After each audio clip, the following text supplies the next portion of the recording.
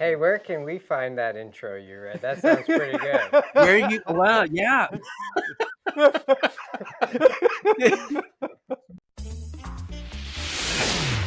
Welcome to Talking About Horses, the podcast that brings the timeless art of horsemanship into the modern world. Join your host, Patrick King, as he dives deep into the heart of horse training, riding, and the stories that connect us to these incredible animals. With decades of experience training horses and riders across the globe, Patrick combines his expertise with the wisdom of extraordinary guests. From dressage trainers to trail riders, Olympic competitors to backyard warriors, seasoned cowboys to psychologists, and so many more. Together, they explore the classical principles of horsemanship, equine fitness, rider psychology, and the journey of learning itself. Get ready to hear candid conversations, thought-provoking insights, and a touch of humor. All with one goal in mind, honoring the welfare of the horse and the timeless pursuit of mastery. So saddle up and join us for Talking About Horses, because every great partnership begins with better understanding. Hey there, gang. Thank you so much for tuning in to what is now episode number 60 of Talking About Horses. And I am super excited, very pleased to be joined today for podcast number 60 on Talking About Horses by my friends, Dr. Paul Haefner and Justin Haefner of Riding Far. I'm really excited to be talking to these guys. Riding Far was founded over 20 years ago with the simple idea that riders could benefit from a better understanding of themselves, their horses, and how to create change. All riders, regardless of experience or discipline, meet challenges along the way. At Riding Far, Paul and Justin help riders move through these challenges. It's more than your typical sports psychology or horse training. They've dedicated themselves to creating transformative experiences for equestrians and horses through compassionate and expert education, mentorship, and guidance. Paul, Justin, thank you guys so much for joining me here on Talking About Horses. Thanks for having us. Yeah, absolutely. Looking forward to this conversation. Hey, where can we find that intro you read? That sounds pretty good. Where you? Well, yeah. It's great when you write this stuff ahead of time, right? So, and that's, tongue in cheek and of course in jest. But, can you guys give me a little bit of an idea? Like, break that down. We've got the description of what sounds good in a brochure or on a Facebook page, right? But who is Paul Haefner? Who is Justin Haefner? Talk to me about that. You want to start? No, old man goes first.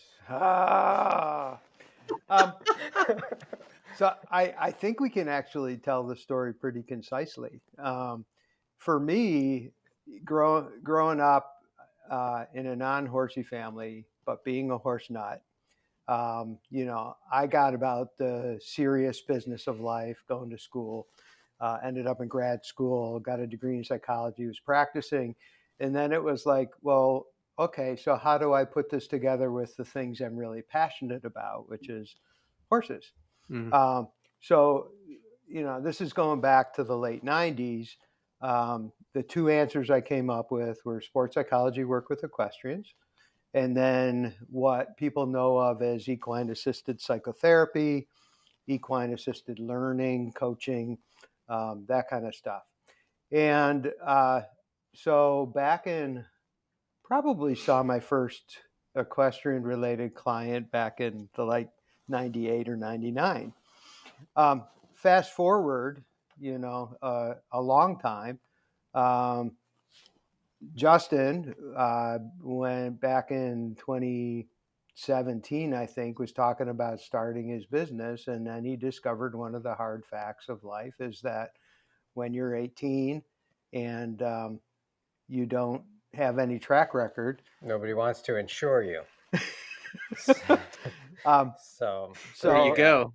I had equine exposure insurance for the equine assisted work I had. I said, well, come on into the business. And he's training horses for people, working with people and their horses. And I'm doing the equine assisted work. and he's the one that came to me and said, I watch what you do with people. I know that a lot of my clients could really use some help with their mental game, and Mm. I knew that a lot of my clients could use help with their horses, and Justin said we should do something together. So that's how it all got started. Um, who am I? And the idea in terms of our business is that when you have an issue or a problem and it involves you and your horse, Mhm. the equestrian industry is built in silos. So, even Yeah. the mental skills consultants, they do their thing and they live in their little silo. And then the horse trainers over here are doing this. So, what ends up often happening is either they get expert help from somebody, but it's isolated, for themselves. There's no involvement with their horse. For the horse, there's no Mm. involvement for them. Or, Mhm. and this is, from my perspective, even worse, they go to somebody who says, oh, well, I do this, but I also do that. Now, I'm going to allow for the possibility that there are people who are experts in multiple different things. But typically, what happens is that someone has an expertise, like they're an expert with horses and they've been working with people, and then they think of themselves as, well, now I Mhm. can help people, with fear problems and fear issues. And then, it's like horses. There's like Yeah. 60-70% of the horses that will put up with almost anything, and they'll be okay, right? Right. But what happens when you bump into that client with, complex trauma history, or has, Mhm. emotional challenges that are not sort of run of the mill, or have, are struggling in lots of different ways, and that's where I think things kind of fall down. So our idea is that I get to be a psychologist, and I have some knowledge and understanding and skills in horses, so I can support during a clinic or Mhm. something like that. Yeah, and I get to focus on what I do best, and that's work with the horses. And I think I represent the horse trainer population pretty well in that I love people, but I'm not. That's just not my expertise. And that's what we run into a lot is kind of this little bit of this bumping up against the concept of our collaboration. Um, because people who train horses feel like they carry the weight of all that stuff and almost proudly. So it's like, well, why would I Mhm. need help from a psychologist? I take care of all my clients' Right. issues, and Mhm. if they're anything like me, they really shouldn't carry all of that. It's if you're not trained to help people with their issues on that level, we're really out of our depths there. So I get to focus on what I do best and help the horses and develop the horses and teach horsemanship, and consult with Paul if there's something that comes up with my clients in the barn. Mm-hmm. And that ranges from a difficult situation just in terms of dynamics to fear in the arena, and we're actively working on that. In Mm-hmm. in that way, I've learned a ton about people just in working together for Oh, I sure. don't know how many Yeah. years we've really been put things together at this point, but Yeah, I think it's been about maybe, we've been working pretty consistently together for about 6 years now. yeah, yeah, So, so I'm, and I saw my first client in 1987. How many years ago is that? that's a lot of years. That's a lot of years. It's a I'm couple. old as shit. Yeah. I got, you know, Justin's business is starting, young high performance horses, loves that, does some problem solving stuff, restarts and things like that. And then when people come to us, they, when we're doing a clinic together, they get all of that expertise, Mhm. right? Mhm. They don't have to, you know, they don't have to settle for less, I guess is probably one way to say it. So, And There you that's one go. of the coolest things I think about working together, especially in our clinics, is I mean, we can have 8 people that, and we do consistently. The folks who come in are so varied, oh yeah. and Mhm. we can have very, ride folks who ride every couple weeks and go trail riding to high performing dressage riders, and folks who are really terrified to get on at the mounting block, and all in the same clinic. And it's pretty much every time we can end the weekend with everyone having a certain degree of satisfaction and direction. And it's Hmm. and that, I think, is just because what we offer varies enough to help those different Well, folks. yeah. I mean, the stuff like in he's talking specifically. We have this series of clinics we call Fresh Start, and Mhm. it's Fresh Start 1, 2, and 3. There's 3 3-day clinics. That was a funny story. To outline we sat down to outline a 1-day clinic on fear and anxiety, and we wrote Okay. down everything we would want to teach in the curriculum for the day. And we it was like a book.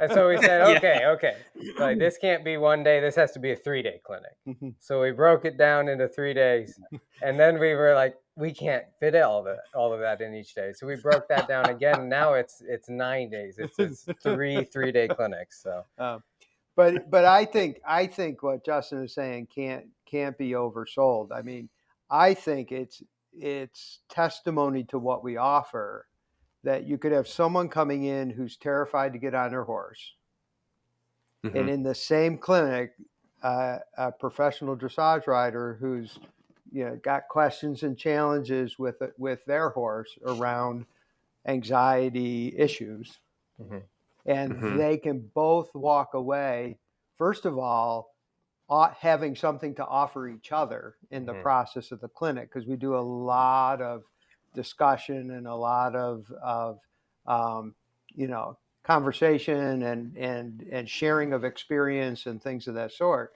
They both can help each other and both walk away feeling like this has been a really great thing for them, and that to Mm. me, that's the coolest thing, right? and that's just, Yeah. we wouldn't be able to do that if we weren't teaching together. And that's Hmm. there's a lot. Right. Yeah. Yeah. That's what's got me thinking, like, Paul, when you mentioned like somebody who's good at one thing and says, "Well, I can do this other thing also." Hmm. Yeah, Right? They're going to be doing that right. other thing, and of course, I'm making an assumption on this, right? So correct me if you think I'm wrong, but they're going to be doing that other thing from the base that they've done this first thing. So they're really just doing the Right. same thing and just extending it to another individual. Right. That individual either being the horse in that situation if they're doing Hmm. both, or the person in that situation if they're Hmm. doing both. And so the collaboration with you, Paul, specializing in people and Hmm. understanding horses, and Hmm. Justin specializing in horses and understanding people. Like it's no Right. surprise to me when you talk about, sitting down to make up that clinic and you realize, wow, it's a whole lot more than what we thought it was going to be. Right. And I think that Right. that's testament to how much each side is bringing to the table. And Hmm. I think that there's, when you sat down to do that, I know I've sat down just recently with a collaborative clinic that I'm going to be putting together that I can't release details on yet, but it's going to be pretty exciting. But when we sit down, it's like, sure, I can present this thing that I want to present in 3 days, Hmm. or in one day, right? And the Hmm. Mhm. other person can present what they want to present in that one day, but you put the two of it together and you've got that Right. one thing and that other thing, and then you've got the collaboration of it, right, which Right. Mhm. Right. extends and as well as Hmm. deepens Mhm. what Hmm. you're doing, right? And I think Yeah. that that's so Absolutely. interesting and such a winning combination. And to go to what you were talking about, Justin, how you've got trainers, people that are specializing with horses. I mean, how many of them to begin with would tell you that they got into horses because they don't like people? which is Right. really, if Yeah. you're if you're a trainer, if you're a horse trainer and you're listening to this, if you got into this deal because you don't want to work with people, you're in the wrong damn business. You I've know? yet to come But- across a horse that can write a check. So. yeah, exactly. Every horse that you're going to work with is connected to a people. So you need to work with people.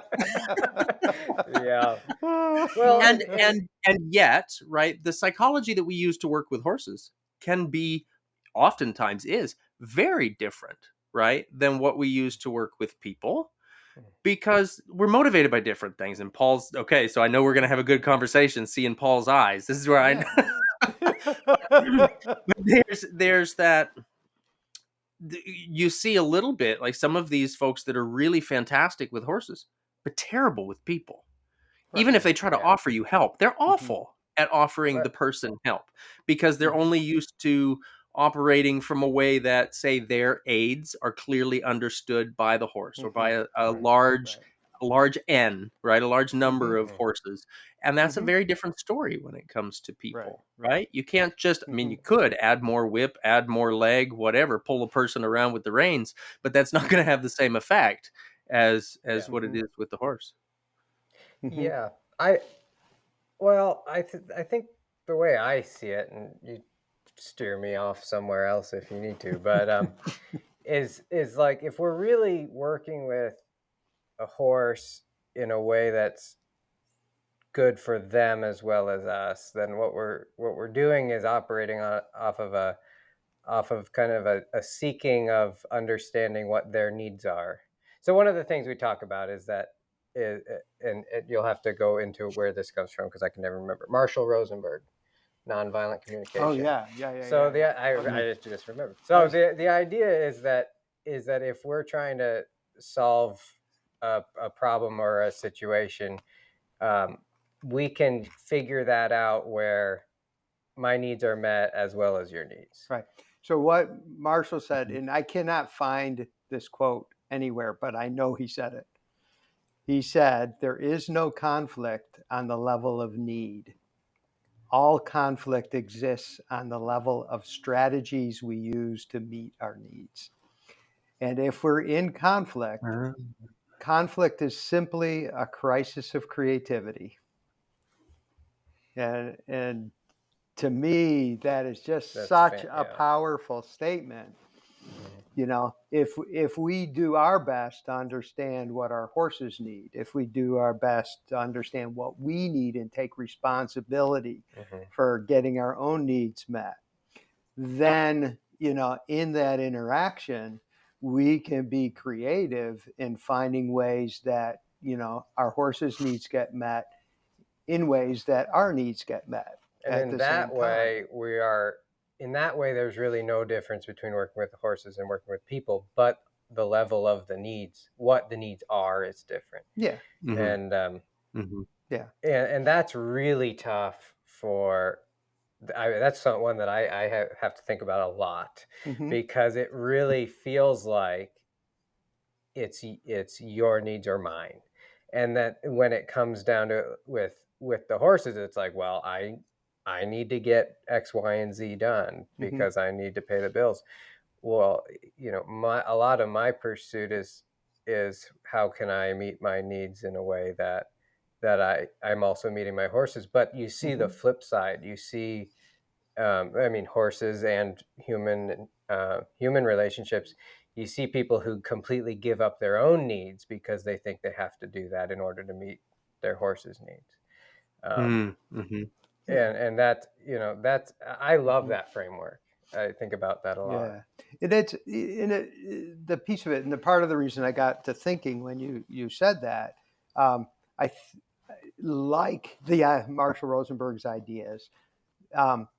There is, you know, a core, I don't know, value, or, you know, some of the core things are the same for horses and humans and horse and human relationships, but the specifics of it are different. And that would be one example. Horses have needs, we have needs. It's a relationship between two sentient beings.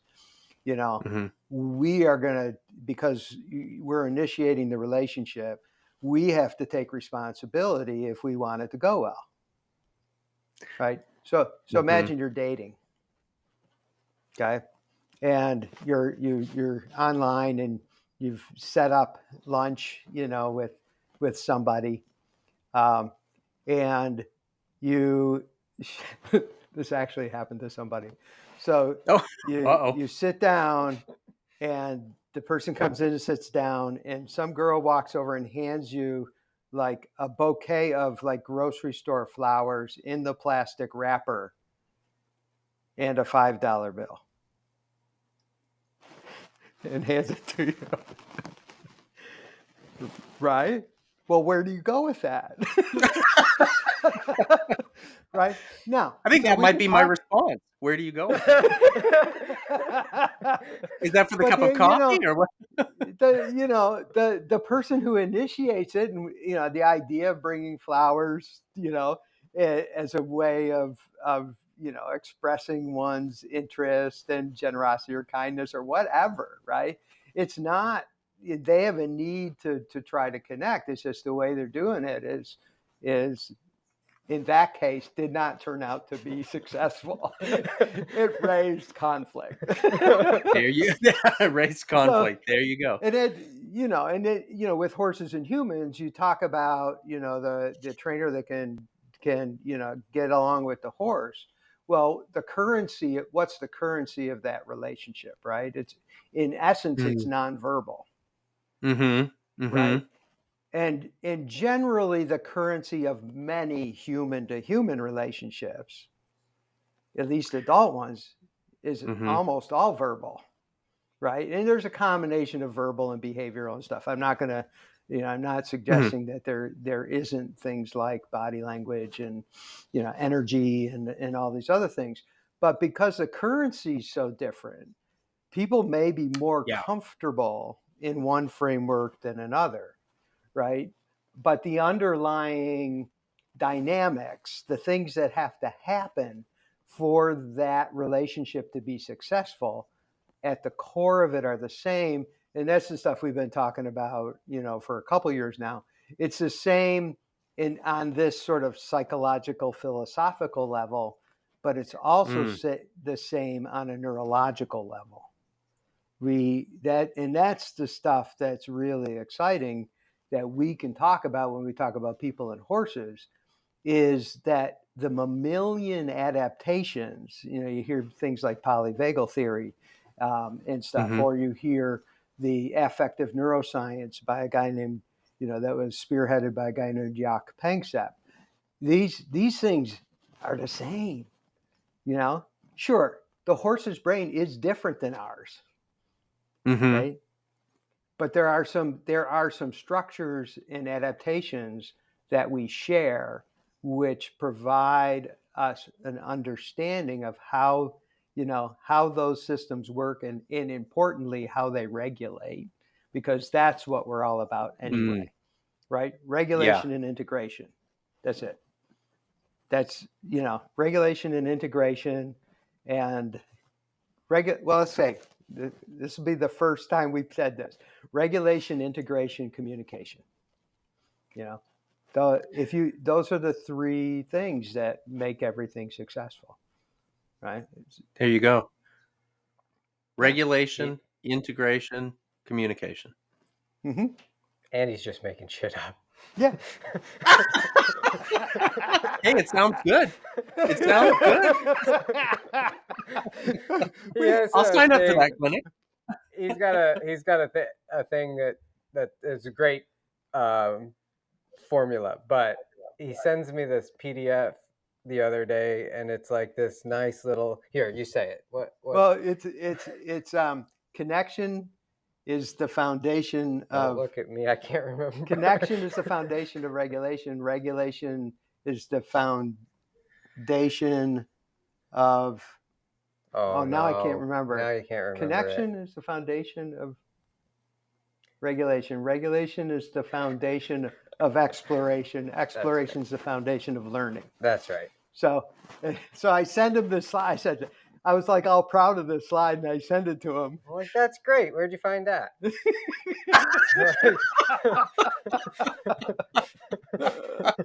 Oh my God. That's But funny. That's funny. Yeah. Well, it's interesting when you talk about, and I love the way that you're thinking about it, Paul. The idea that we share a lot of common needs, Hmm. right? One of the Hmm. things that I try to stress to riders all the time is that our number one job as a rider is to be constantly improving our horse's confidence as a learner Hmm. and as a partner. And as a Right. teacher of people, our number one job is to be constantly improving our students' confidence as a learner and as an Hmm. achiever, right? Absolutely. And Hmm. so that makes perfect sense when we say it that way. But what really got me was when you said there's a difference in currency. Hmm. mhm, I think Hmm. that's a really fantastic way to phrase that. There's a difference in currency. So what equals, some value to me is going to Hmm. be a different, it's going to take something different to equal that value in a horse, Hmm. so to speak. Absolutely. So I think that's such a Yeah. great way to think about it. Because how many Hmm. times do riders say, "Well, I'm doing this for him and that should make him feel better," or "I'm doing that Right. and that should make him more confident," right? And like or I've yeah, I've he been gets to I hang don't know, out I'm 23 wait hours a I day. I just waited. Didn't want I more. wait long enough? Yeah, yeah. Right. And Well, that, and a lot of the times when folks are really at odds with their horses, just it's really that conflict of the currencies. It's like they're being very unclear with their body language and their Mhm. energy, and at the same time, so the horse is really confused, but they really want them to love them. So that, whatever that looks like, cookies or carrots or whatever. So now this horse is confused and food aggressive, and it's like it becomes this Mhm. whole, and that's just the currency is completely different. hmm. Yeah. Um, Yeah.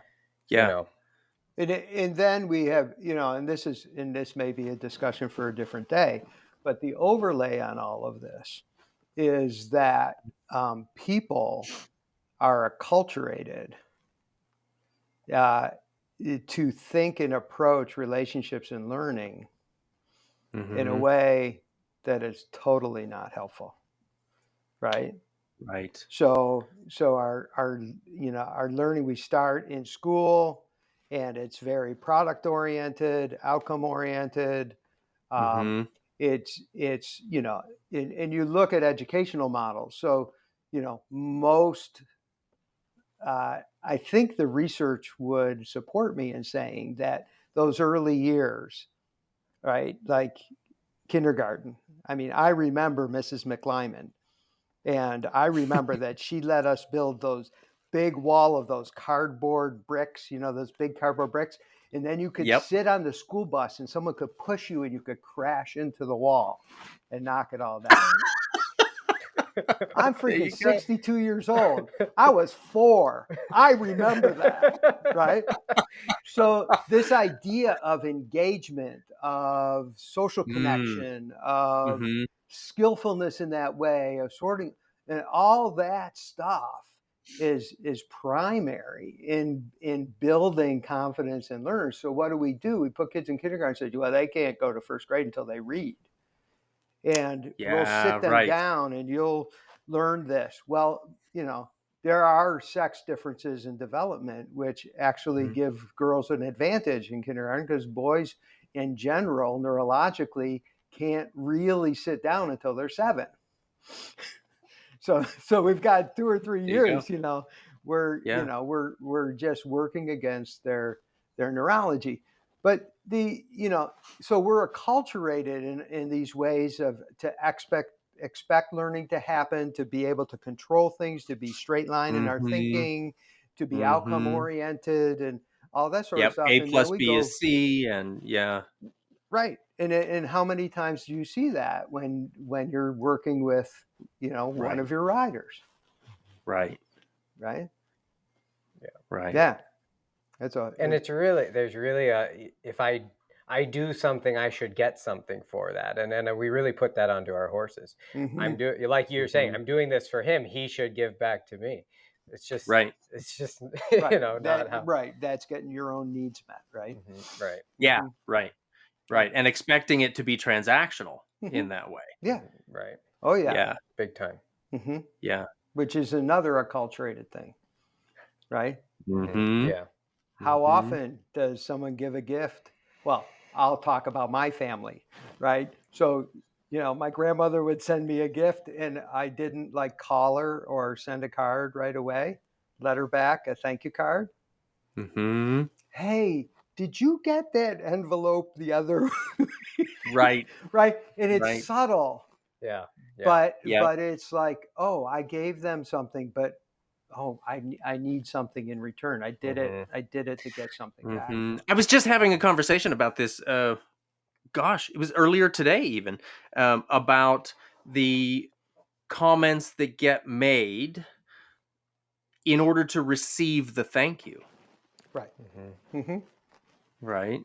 Yeah, Yep. and so Mm-hmm. much that way with our horses, right? Like that Mm-hmm. there is, and again, like you said, it's part of, we've been cultured into thinking that way, that Right. Right. it Right. should be Yeah. reciprocated, or Mm-hmm. whatever. Mm-hmm. I love, and I can't remember who said it. You may know it, Paul, but the quote about one of the biggest problems with communication is the assumption that it happened. Yeah. Yeah. Yeah. I Yeah. think about that Yeah. with our horses all the time, because it's like, well, who Yeah. Yep. actually gets to say that Mm-hmm. we communicated? Well, not Mm-hmm. Yeah. us, but the Mm-hmm. receiver, the supposed receiver of that Right. communication, Right. right? And so then Right. Yeah. who Yeah. gets to say that we were building confidence except for the supposed recipient of Yeah. the Right. confidence, Yeah, Right. and that's, I right? mean, it's something Yeah. that I think you told me for the first time like 8, 9 years ago, Patrick, is the idea of presenting an idea or an aid, and asking the question, what does this mean to you, Mm-hmm. versus Mm. Yeah. do Hmm. what I'm saying. And that's I Yeah. think about that often, is that I can't just assume that that makes sense to the horse. Mm-hmm. I can't put that on them. But when I come from a place of curiosity, I get so much feedback Mm-hmm. from that, and then I can Hmm. shape the way I proceed. Mm-hmm. And Hmm. but that's Well, then also, it's a I'm conversation, right? it Instead is a of just a conversation. push this button, do this thing. It's a Mm-hmm. conversation.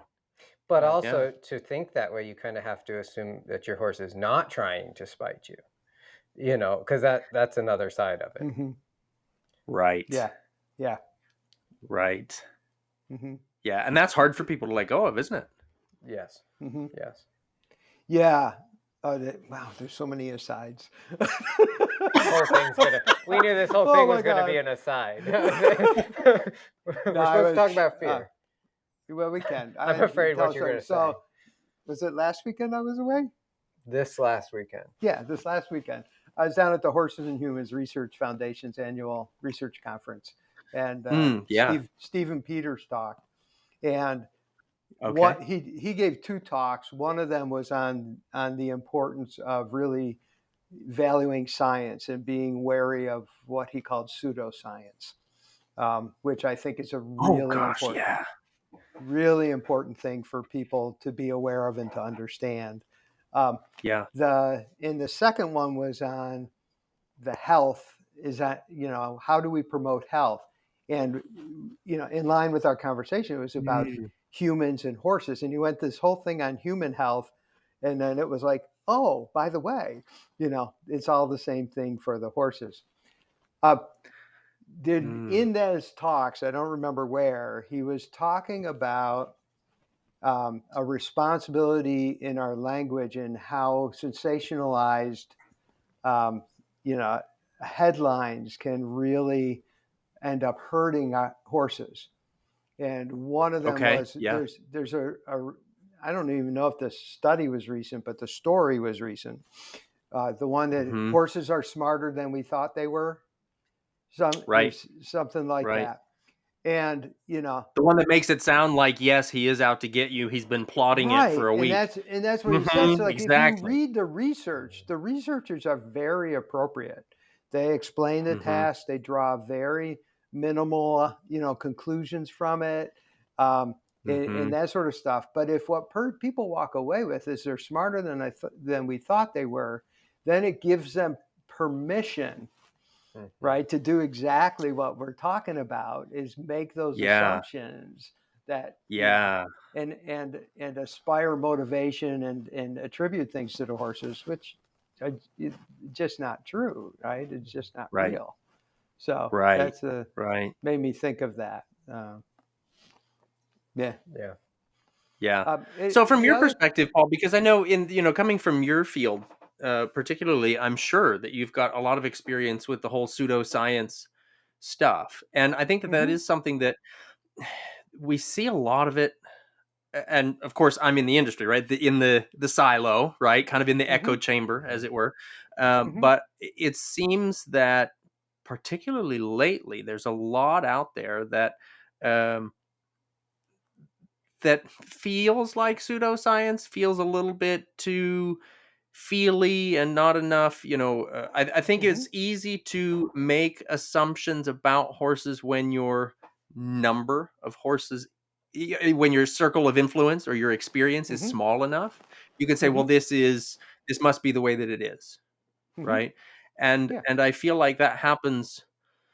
Well, I mean, I'm sure that it happens everywhere and in all industries, but I think that that can be such a dangerous thing with horses and people, because there's such an opportunity to really get hurt Right. in situations like that. And I think it's one thing to hear about the story of, as Charles de Cunfee talks about riding Little Brownie, right? Like, I think it's one thing to hear about the stories of your experience with Little Brownie, but that doesn't mean that that's going to work for every horse out there, Right. right? Right. And Yeah. and what's that line? The plural of anecdote is not data, right? It's like, just because you've got a couple stories together, that doesn't mean it's actually data. You know? That's good. Absolutely. Absolutely. But Yeah. so as a rider, how do we separate the wheat from the chaff, so to speak? Because there seems to be a lot of um, just stuff out there that's not quite, wouldn't hold water, right? Wouldn't Yeah. grow corn or It, whatever. yeah. And I really want to be balanced in my approach to this. And I explain. Hmm. So let's go back to Stephen Peters. And he brings up the whole thing of imprinting. Okay. Hmm. And, imprinting was considered best practices, Hmm. right? There was never any research on it. Mm. It was best practices like forever. So now you can go and look on um, Equitation Sciences book, and they go through all the research that we've done on it. It turns out that when you compare foals that are imprinted with those that are not, there's no difference in them like 2 years Oh, down the road. interesting. Yeah. It's not an advantage. And then there's data to suggest it's profoundly stressful. Basically, you're flooding an infant, Mm. Depending on how right? you go about it, Right. sure. If you did Yeah. that to a Yeah. human, we would consider them, traumatized for life, right? Hmm. So, Hmm. so that's an example of, even in acceptable practice, in Hmm. large ways, it's never questioned. Someone in authority says it, and it seemed to work for them, and then we never Yeah. questioned it. And then, he brought up quotes in books where this is the best thing, and da da da da, and it's propagated. So there you don't even have to get to the kind of feely weird stuff yet, Hmm. right? You can go mainstream things that we just never studied, Mhm. right? And Yeah. So just because it's so popular doesn't mean it's right. exactly. Ah, drats. So, you know, one of the things that I learned early on, which I think is very important to remember, is that science is a method of exploring the world, right? The scientific method is one way of gathering knowledge and understanding of the world and the way that it works. Okay? We Hmm. unfortunately live at an age where it's been deified. Right? Hmm. Science is not everything. And in fact, the Hmm. more that we focus on science and don't understand that it's just an added piece to it, the more we run the risk of over interpreting it and things like that. I mean, how many times have you heard coffee's bad for you? No, no, coffee's good for you. Oh no, red wine's good for you. Oh no, red wine's bad for you. Oh no. It's like and they're Right. all come out of a study, Mhm. right? A Yeah, scientific exactly. study, and then we go. So there's a way in appreciating it, but not deifying it. Mhm. And it would be we are more and more and more going to be, I think, the industry, specifically because of the challenges that we're facing in terms of questions about social license and things of that sort. That we are going to Yeah. be there's going to be more and more and more and more research, Yeah. and for people in the industry, it's going to be in their interest to know how to read research.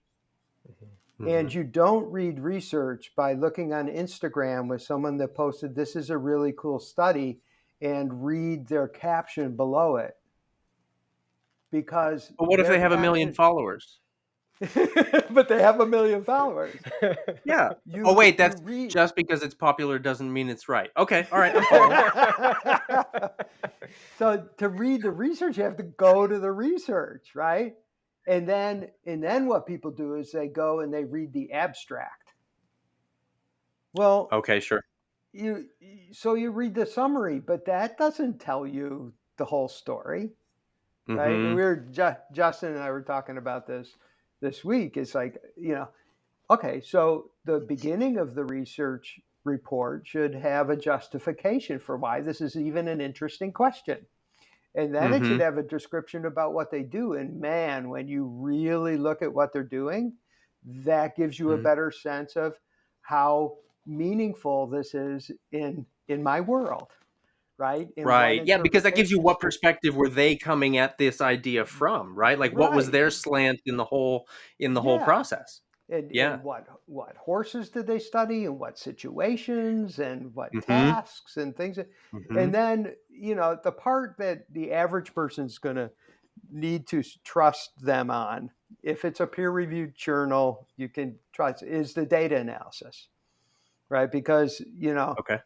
we were at one. I'll tell you a different story from the thing, but their results were, their data analysis was a logistical regression.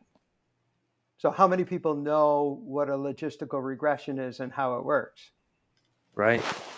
right? I don't even know that, and I know some things about this stuff. I So was the hoping you were data, gonna explain it. Damn it, now I've gotta Google it. well, I can Surely I there's can an Instagram He influencer can that can tell me what explain that it, he means. just I doesn't can know what it explain it. I is. just don't understand it. And then there's this presentation of results, and then they draw conclusions from it, Mm, right? mhm. Mhm. So when you're giving horses, like, a free choice task, they walk up and they can look at two pictures of people, and which way do they draw, which draws their gaze and which averts their gaze, or something like that, Mhm. right? And then Mhm. they say, oh, you should never put on a mean face because your horse hates it, right? That's a conclusion that's way, way, way beyond the data. Mhm. Right. So that's that side of it. I had a friend, unfortunately passed away a couple of years ago. You would have loved him. His name Mm. was Joe Lancia. He was a psychiatrist. He was big in the developing equine assisted psychotherapy world. He was a shaman. He was um, he was out there. Um, and he and I, from the time we met, we were fast friends. And I really didn't understand, why he wanted to be friends with this, like, hard science guy. Right? Because he's talking about how he was working on some things for me in the transpersonal world as he meditated. And and it's just like, oh, come on, Joe. but what Joe did for me is two things. First of all, it's just a reminder that there's so much of human experience that we have no understanding of, right? Yeah. And that and because of my science background, I was able to appreciate that that doesn't mean that we won't know something and that we shouldn't be asking questions about it, right? You know, look what we're doing.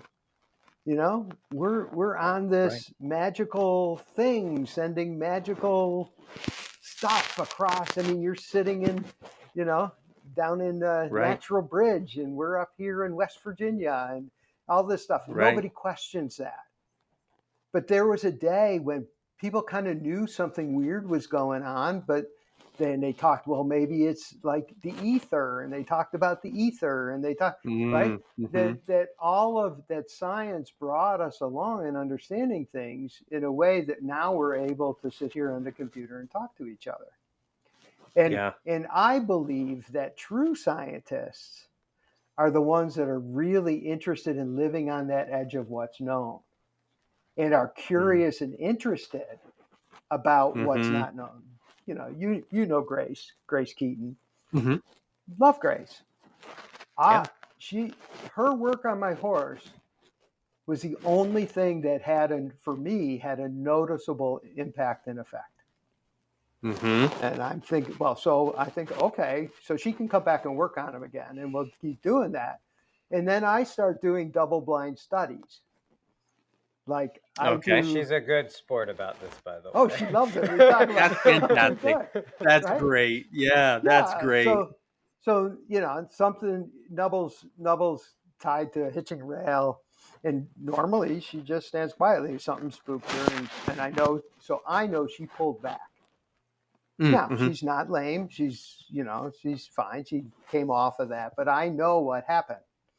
So the next time Grace comes, Guillaume, our friend Guillaume, was up helping out, and I said, Guillaume, would you bring Nubble up to work so Grace can work on her? Right? Don't say anything about anything. And he goes up, and Grace works on her, and then I don't ask. I said, Guillaume, what did she say? He said, oh, she said something pretty good, but something was really fucked up in her pole on the right side, and she couldn't understand it because she had been feeling so good. Oh, right. So it's that kind of exploration on the edges. Can we get information and start to understand things in new and different ways? I made him take a course in the science of energy medicine when he was in high school. Fantastic. Yeah. So I want, and the science thing, it's an important way of knowing and understanding the world, as one of my mentors used to say, to minimize the probability that we're lying to each other. And on the other side of it is that these things that are harder to understand, that are more, let's say, woo-woo or more out there stuff, that doesn't discount them. Right? We need to explore them and keep working on trying to understand them and learn about them, and to be able to, apply them to our lives and the lives in our relationships with our horses. If they're going to make our lives better, we just can't dismiss that stuff out of hand. There you go. Yeah. I think that's a great way to think about it. Short answer. That's the short answer. That's the short answer. Perfect. Good. I love it. We'll do another podcast for the long answer. Yeah. Maybe that'll be one of those 3-day clinics, right? It'll be a documentary, not a podcast. There we go. Perfect. I think there's another piece of what you're saying, though, Patrick, about, and this is, not even talking research, is just the amount of information we have access to all the time through social media and whatever channels we use to communicate. And it like you were saying, if you have a very small group of horses that forms your understanding of what horses are, and then we're then flooded with these ideas that really, this is not research. These are we write posts, we promote that stuff. What we're doing is telling stories from our lives, and hopefully building we're using it as a tool for business. Let's be honest. We want to share and reach more people.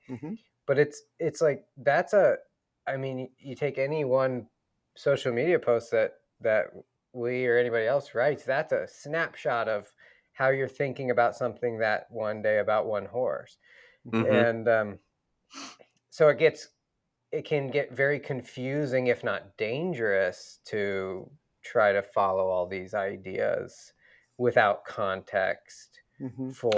for our one or Yeah. two horses. And I think in terms of you're asking about giving advice, I think the most important thing to do is to study in person, Mm. in some regard, with Mhm. somebody who has experience. And that doesn't mean that, whoever you pick to go study with isn't following norms that Mhm. are, that, Right. but to have eyes on the ground and have guidance real time is Mm-hmm. it's I'm going to say impossible to replace. We can supplement, Mhm. but Right. can't replace. Yeah. Right. I think too the things that you said in there that really nail it home for me is context and Hmm. experience. Mhm. Yes. Right. Right. And I think that those two things, um, maybe not automatically, but often, you find those things changing together. The more Hmm. experience we Mhm. have, the broader maybe the context can be, or more specific, depending on what we're working on. I think about, at one point in my career, my experience was this. So my thoughts were inside of that. And then Mhm. as that grows, I think about it. Mhm. I probably say this every 5 or 10 years. Like if I think about the 5 or 10 year ago me, I don't know that I'd let him ride my horse today.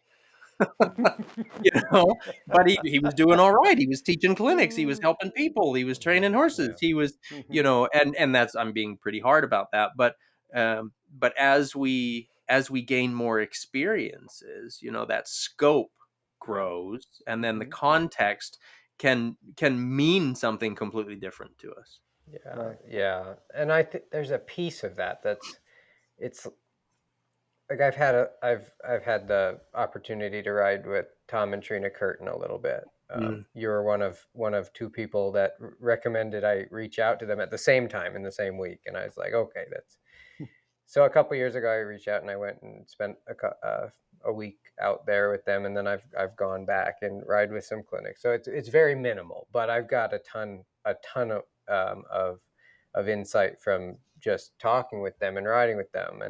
And one of the things that Tom told me early, like when I first met him, uh, was first just go and ride as many horses as possible, Yeah. and second was don't be afraid to make a mess of things.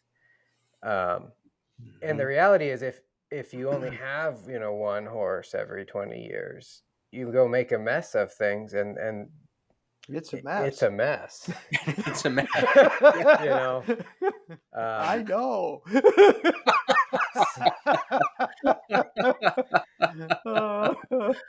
but the reality, and it's just few people have the opportunity to have this amount of time with horses, Mhm. but it's 8 horses a day, 6 days a week, all Exactly. year for years. You can make a Hmm. mess of things, and a week later it's cleaned up.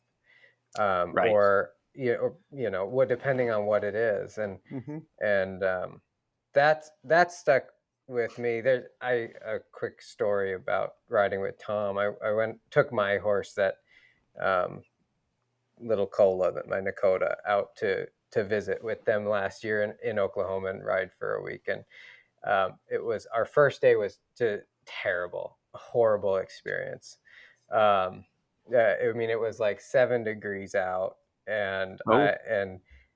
I hadn't spent much time with cattle before, and so we ended up a very long day that was an absolute mess. And I was sitting out in his stall, or near his stall, sitting on a bale of hay, feeling very sorry for myself. And Tom came marching around a corner. He's like, "How's it going?" I was like, "Oh, wasn't that happy about the way the day went." And he's like, "All right."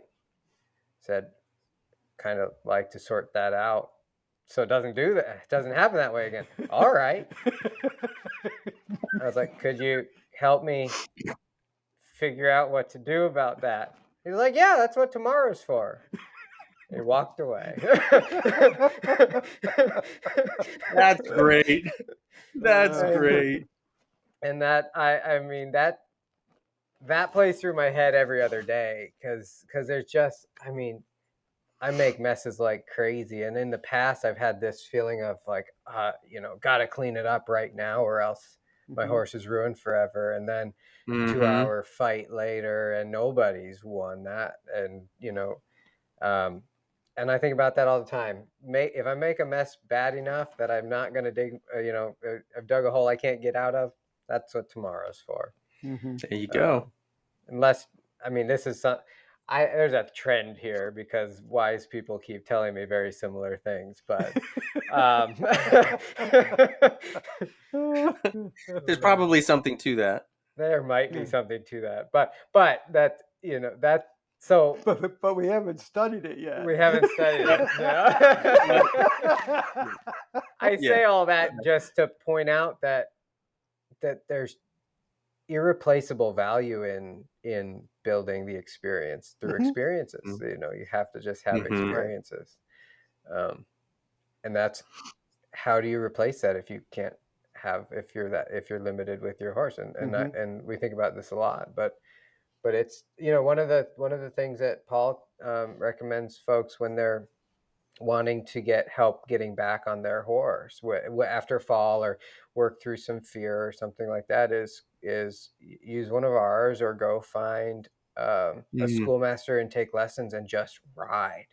Just Get right. back Yeah. in the saddle, find your Mm-hmm. balance, go ride somebody else's horse for a few months, go as much as possible, Mhm. and Mm-hmm. then when your horse is ready, we'll work with you to Mhm. get going together again. But Mhm. that's Mm-hmm. just the time. Mhm. Yeah. Yeah. Yeah. Yeah, for And sure. there's another side to this, which is about all this information that's out there. So you're talking about it from, the trainer perspective. And, one of the things that I see, and it kind of gets back to the silos, right? Mm. In the way so much of the horse industry is organized. I mean, how do people learn to ride? I can tell you how I did. My mom didn't want to take me to Mickey Way because she had a reputation of being a bit salty and hard on her students. So she took me to this nice lady at this hunter jumper barn she heard about, right? My mom doesn't know anything about horses, right? She just wanted to find someone who is nice. So now I'm a hunter jumper rider. Okay, Yeah, right? by default. And what's my experience? Well, we ride around in a ring and then we jump over these little jumps. Mm-hmm. Okay, then what do? Then we go to shows, Right. right? And then we run around the ring and jump over jumps. And if there's less than 6 people in the class, I come home with a ribbon. Uh, So, in obviously, I mean, on the East Coast, I'm working with a lot more English riders. mm-hmm. But I think it's probably the same within the Western disciplines. If you grow up within a discipline, right, Mm-hmm. that's what you know. Now, Mm-hmm. and then how do you take in all of this information? There may be important information that you discount, that you don't even learn about, or doesn't Mm-hmm. make any sense. I mean, how many times have I harshly judged something because, oh, that's bullshit, right? That's Yep. this. And what am I doing? I'm just protecting what I know, right? And my Yeah. experience. So I think there's an issue for the riders, and it is actually with a lot of anxious or fearful riders, particularly kids. One of the you know one of my primary recommendations: go learn something about horses you know nothing about. If you don't know anything Mm. about natural horsemanship or vaquero style horsemanship, don't know anything about groundwork, don't know anything about liberty, don't know anything about western, don't know anything about um, working equitation, what, just go do something different, Mm. and just learning that there's something to learn, Right. right, is so Yeah. empowering to people, to get them off of that idea that somehow and I was in that spot the first time I almost got killed. I'd been riding 30 years, and I'd just been doing my, hunter jumper, huntsy stuff, and I was a reasonably good rider, and that was the limit of my knowledge. So anytime I had a problem, I doubled down on what I knew. Yeah. Right? Yeah. Right.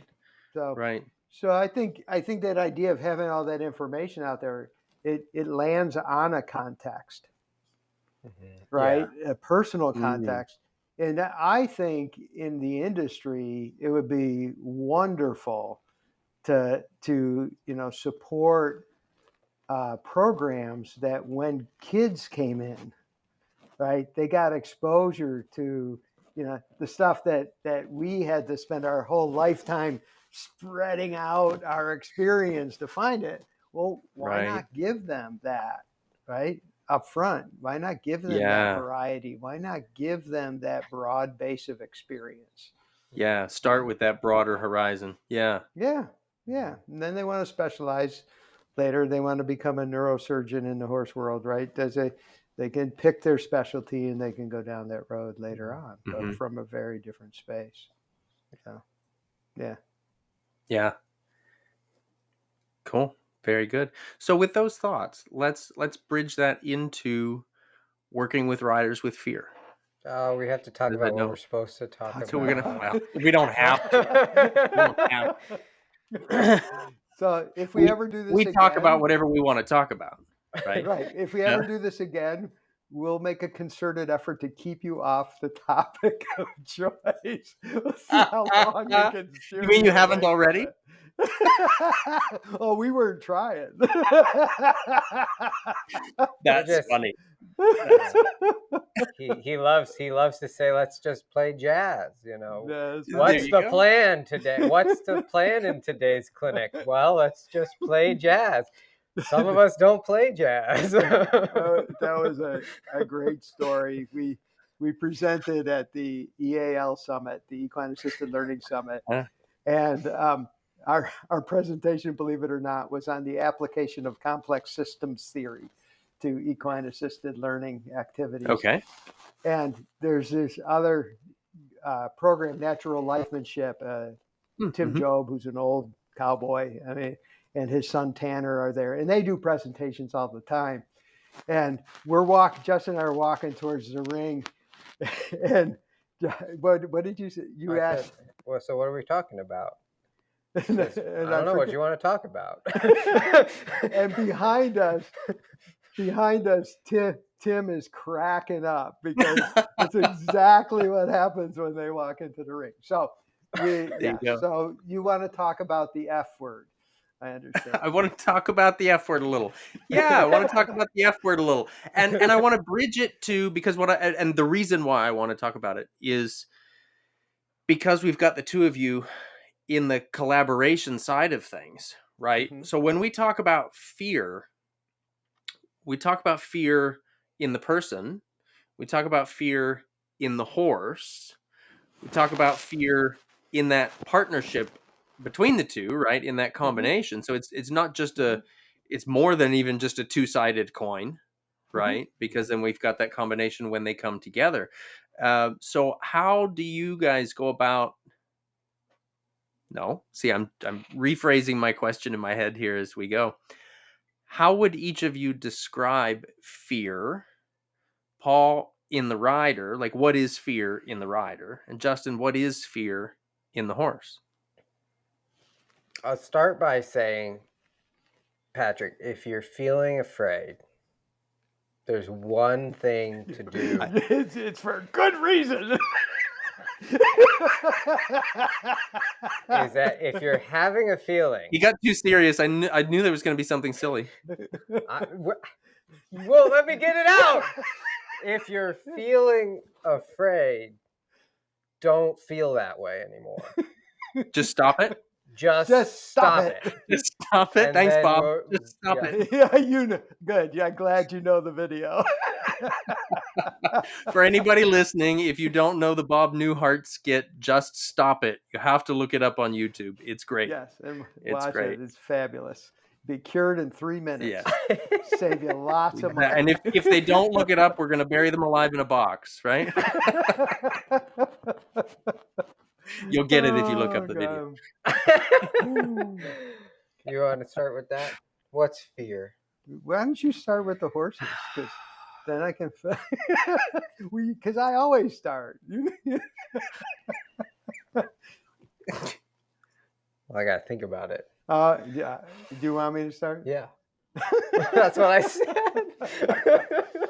So the and I was going to joke, and answer it. Well, it depends, but it really does depend. And the reality is, when we say, okay, we're addressing fear, it could be any number of things.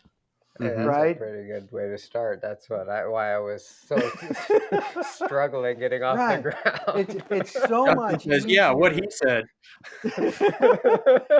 It's so much easier, right, to sit and talk to somebody, and in their presence and in the presence of their own horses begin to answer. Try to answer the question. Well, what is fear for you? Right, and where does that live inside of you, and what is that about? One of the things that we have become unapologetic about, I used to be apologetic about, is being a neuroscience geek and wanting to educate people on how their nervous systems work. Right? Yeah. So, in I mentioned, polyvagal theory, I mentioned affective neuroscience.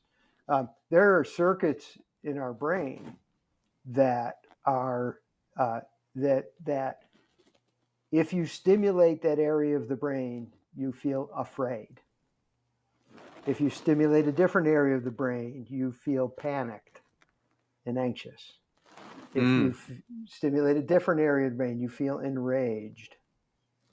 If you stimulate a different area of the brain, you feel playful. If you stimulate a different area of the brain, you feel care and compassion, right? So these are areas of the brain which are primary circuitry. And if you want to think of things that are inherited, right, or genetically encoded, I mean, this is part of our core basic neurology. So one of the things that's really important to appreciate is we've been sold a bill of goods since the 70s that our big brains are really, the source of everything. Right? Cognitive science, and everything starts with your thoughts and it works its way down into your system. Right? And what do people tell you to do? Right? It's like, when they say deal with your fear, well, what do? We do mental skills training. Well, I'm not saying that there isn't any value in mental skills training, although the research is pretty equivocal on whether or not it increases performance, unless that's changed since I read it last.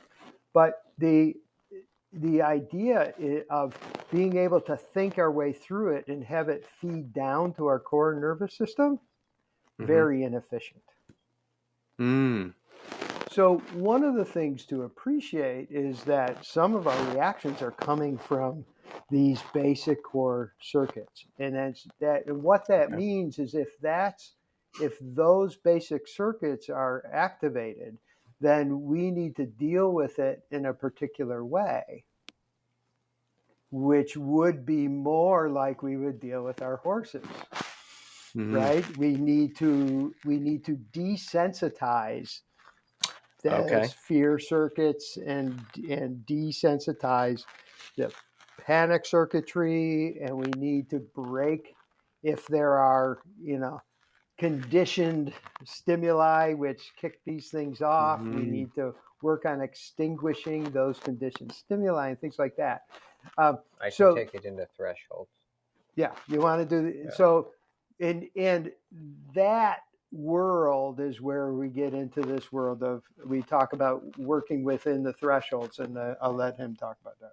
So is this something like kind of the successive approximation sort of idea? Is that what we're talking about when you're? Well, the stuff that you did with Phil, that taught him to do with Philadelphia, like the cat age stuff, is a really good example of that stuff. And do you know about the cat? You do, because you taught Educate it to me. him.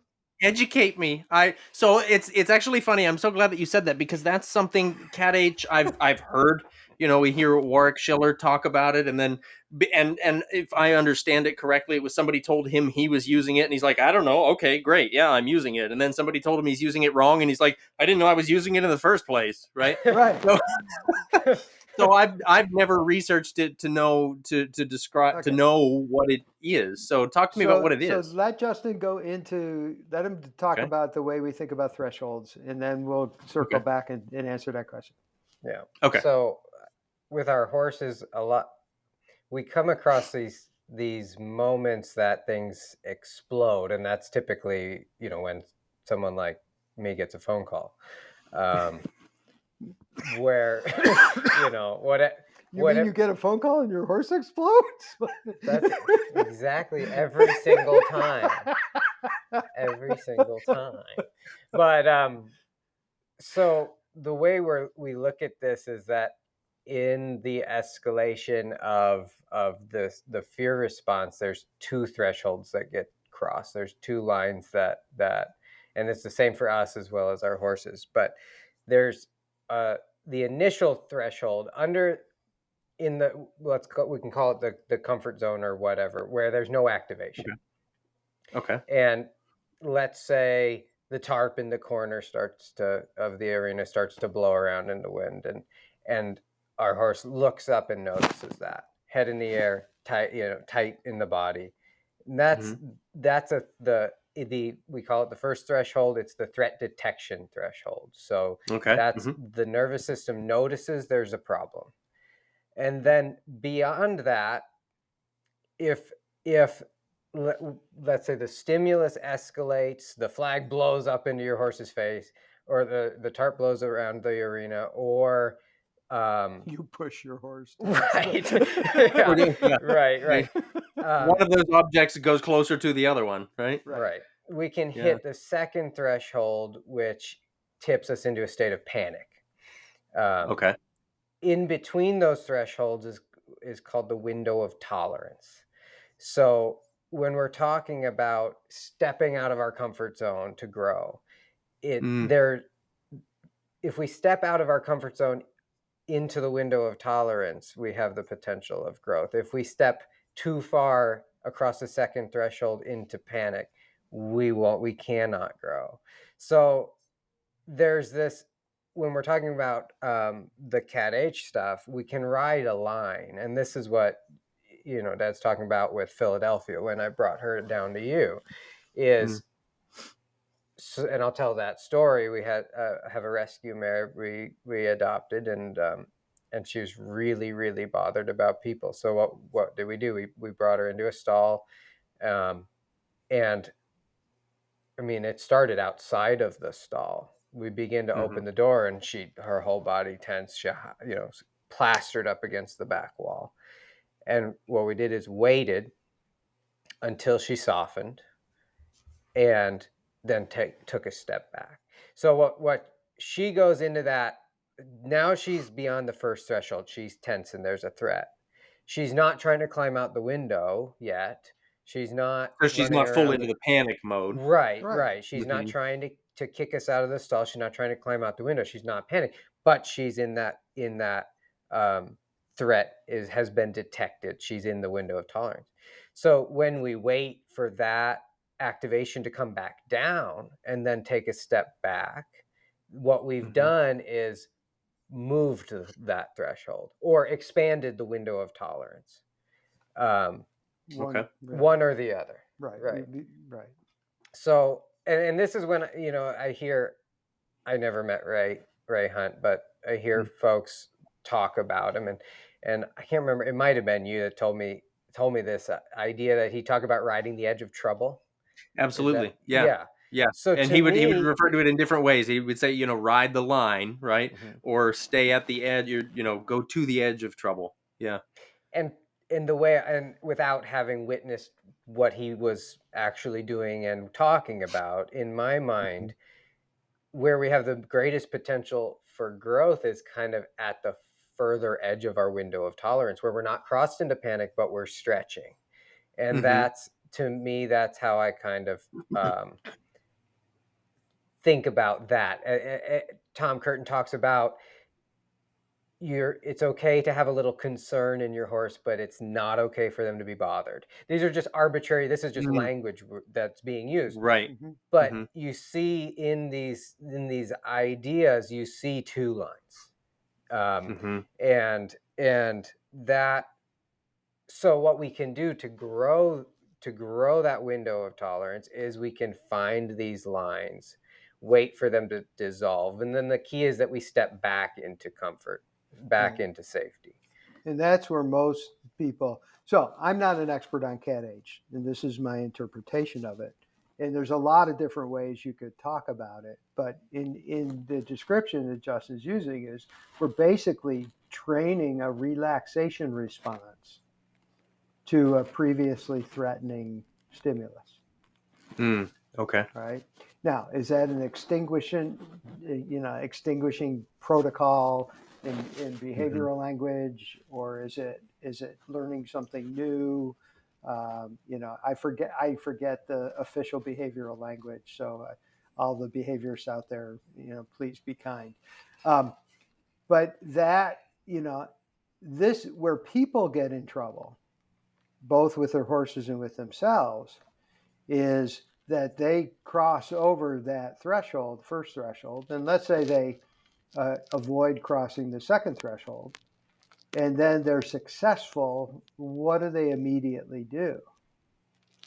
Well, let's go a little farther, Mm-hmm. right? Hmm. And when you use that approach of always going a little farther, then what you're doing is you're stacking, Gotcha. Yep. right? Yep. So you're much more likely. Well, first of all, you're much more likely to blow over the second threshold because if you think of all of us have like a worry bucket, right?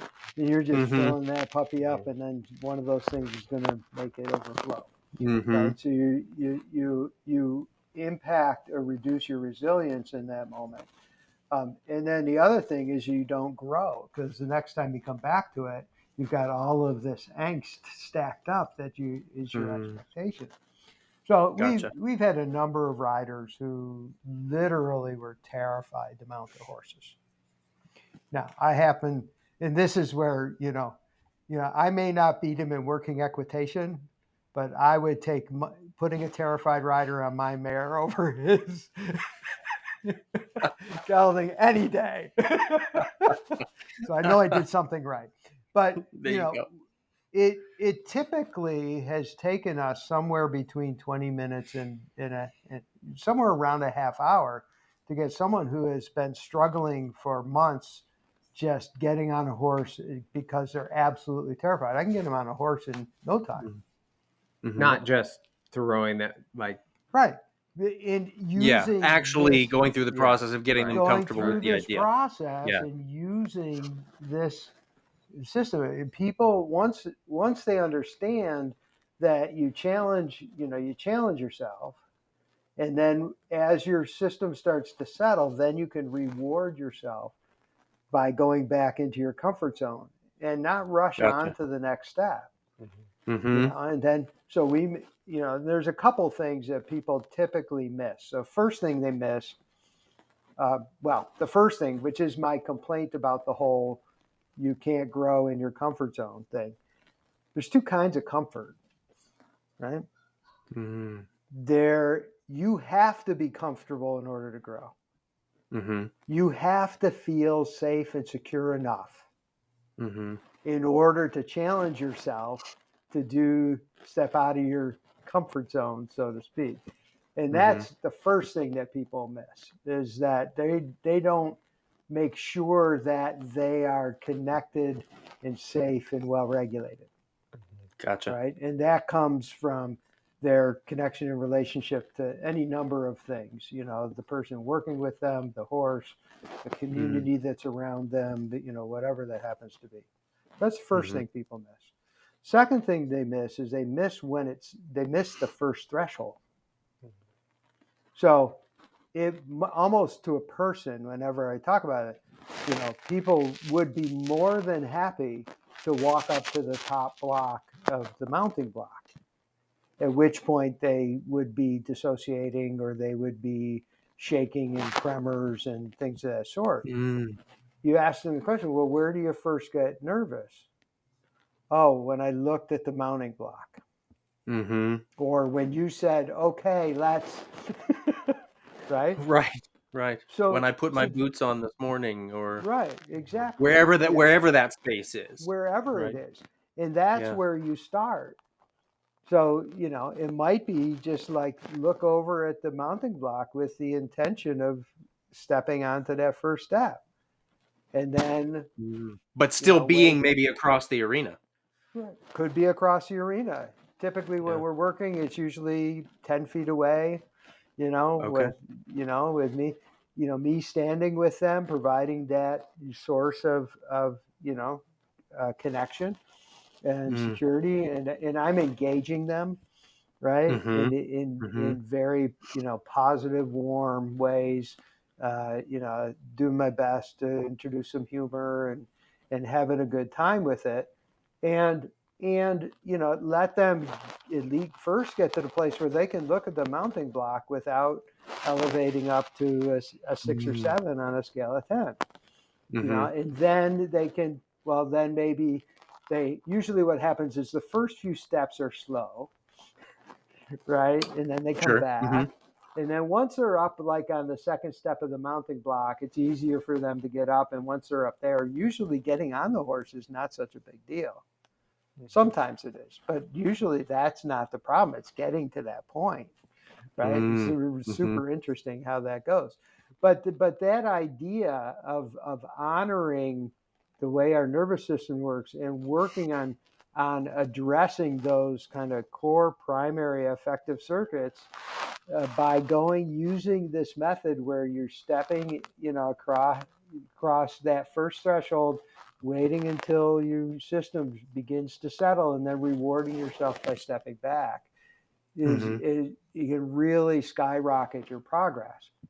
And of course, the challenge for people if they're not in a clinic with us is, what's the culture? Oh, get on the horse already, will you? I'm Right. not going to sit Right. around with you all day.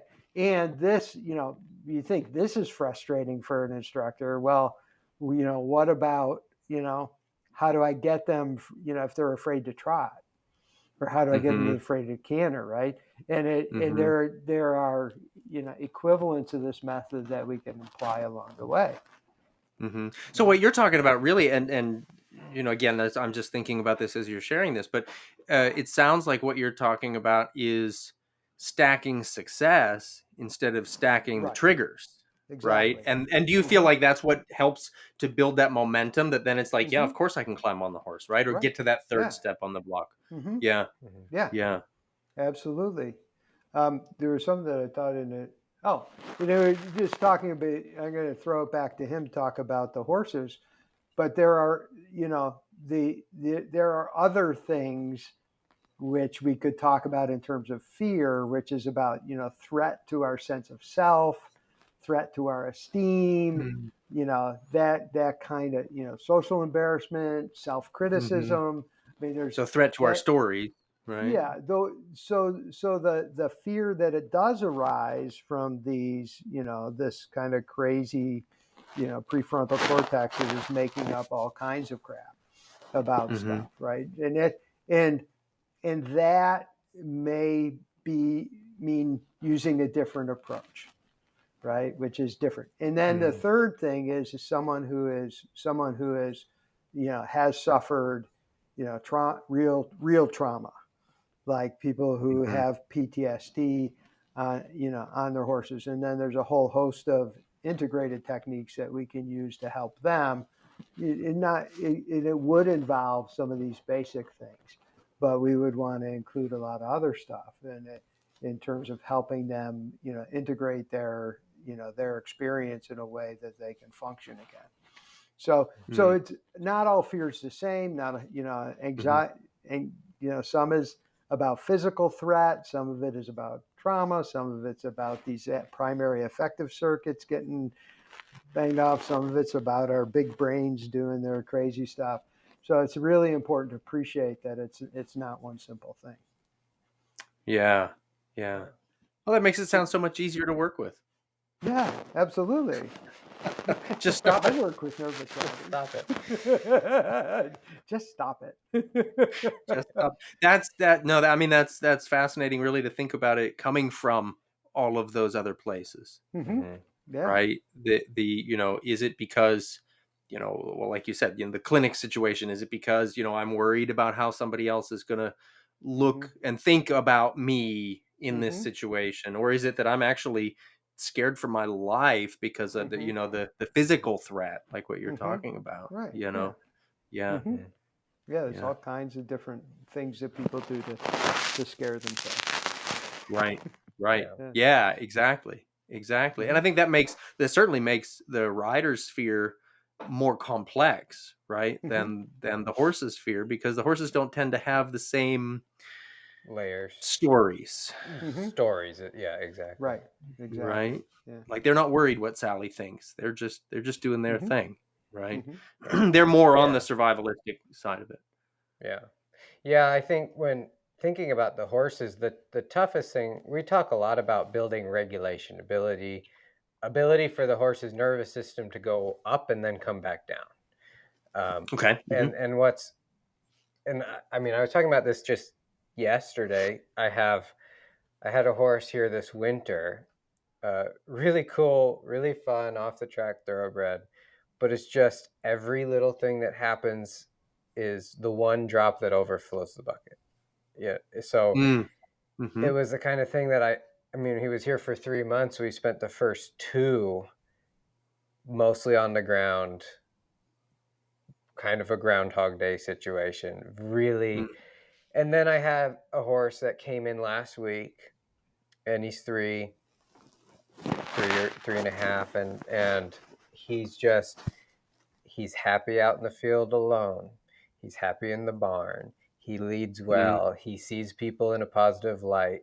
He was here for 2 days before I put a first ride on. Second ride, walk, track, canter. Tomorrow we'll be outside. It's just the differences in the horses. So it's not a teachability, trainability issue. It's a regulation issue. It's Mm. can the Mhm. horse be in these different contexts, and Mhm. what and so what happens is that it's the hardest thing to deal with is that the horses that their window of tolerance is pencil thin. So the Mm. moment threat is detected, you're just an inch away from blowing up, Mhm. and the tough thing is to approach in the beginning. It's often necessary to slow down to the point of really addressing that first threshold very mindfully, and then Mhm. we need to talk about how once that window has grown, can we practice bringing the energy up? Because hmm that's, I Mhm. think, a lot of times folks are looking for relaxation, relaxation, relaxation from their horses, from almost that, pothead on the couch kind of total slumped Yeah. relaxation. Yeah, exactly. Little Sorry. joke today. Oh yeah. I was Yeah. trying to do in hand work with my runaway horse, right? So I'm lifting him up and asking him to balance, and he's going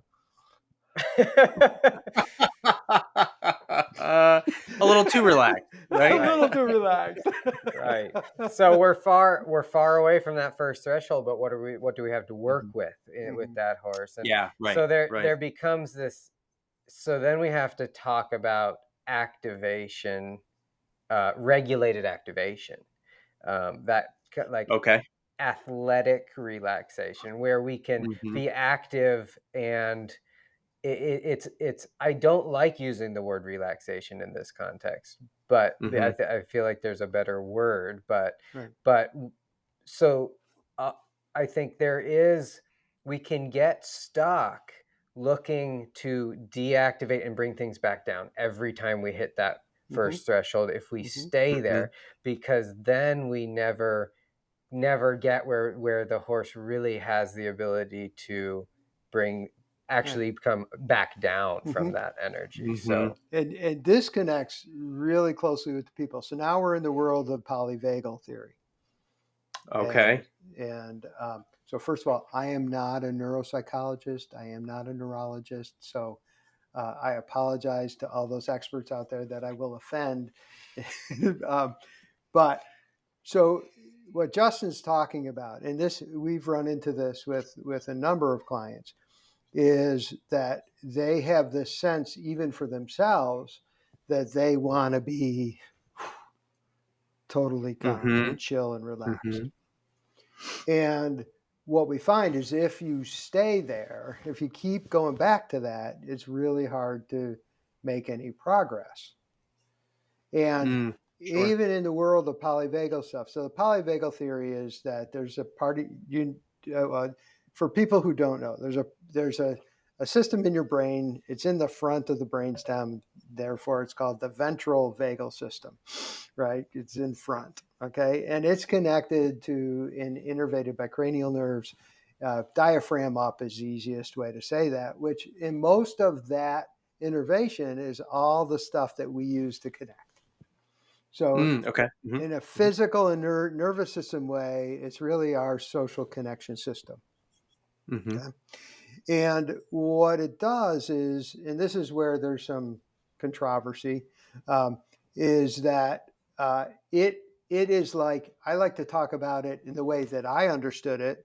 I thought that Steve Porges was talking about a tractor, and he's got the polyvagal system is the guy driving a tractor or gal driving a tractor. And you know how the tractor brake has a little clip, and you unclip Mm-hmm. that, and there's a right one and a left one, right? Mm-hmm. And you can stop the right tire, help you turn in mud. You can stop the left one. Well, if you think of that, the ventrovagal system that way, that you have one brake on the sympathetic nervous system and one brake on the parasympathetic. Now, the way people talk about it, they still talk about sympathetic, parasympathetic as like one's on, the other one's off. The other one's on, the Yeah, one's like as off. if they're totally separate and don't interplay, Mm-hmm. right? They don't Yes, collaborate. it makes me crazy that people Mm. do that And because, it has a good and bad feel. yeah. We put parasympathetic Yeah, right. good, sympathetic bad. Right. So, and just as Justin was saying, we want our horses to be activated with relaxation. We want Mm-hmm. we want the sympathetic and parasympathetic systems to Mm-hmm. activate a certain amount, right? And we can balance that out. It's not like one on, one off. Yeah. So with people, what we first have to do is they have to be regulated. So with our horses, you can't have the horse as a kite the whole time. You're trying to do groundwork. Okay, so you have to teach that horse to regulate, and you have to work Mm-hmm. on that basic regulation. Find relaxation, find appropriate parasympathetic activation. Mm-hmm. Okay.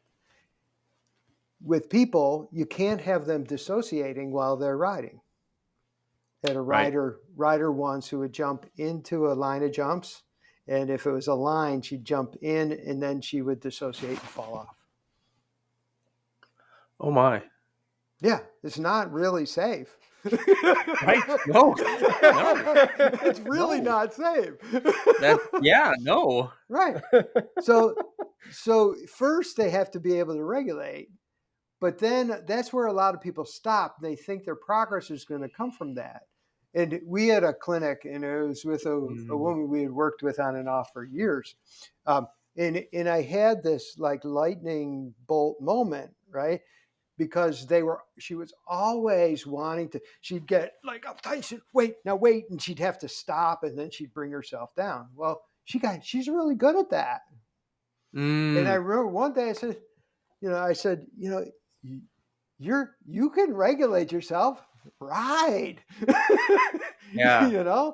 And that's where we sort of came to this idea that it's like once you're regulated well enough, then it's time to Mm-hmm. practice. Then it's time to move.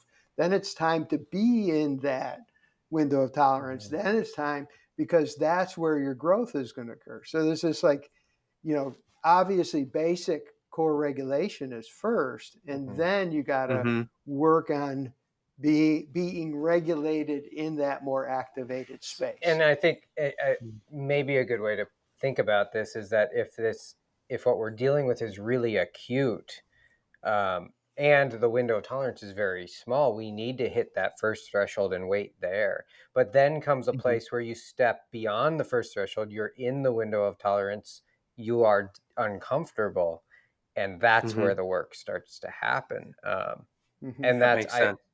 it really tracks very, very well with the horses.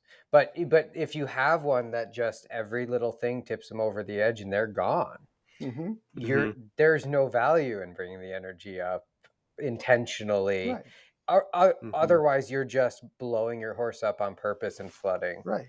in that Right, situation. and they're not even able to engage in the conversation. No. Right. No. And if we did that to a person, right, I'd be brought up on charges for being some sadistic, gross incompetence, and or you just be called a riding instructor.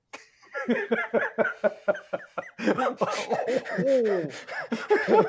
it now. Do it now. Yeah.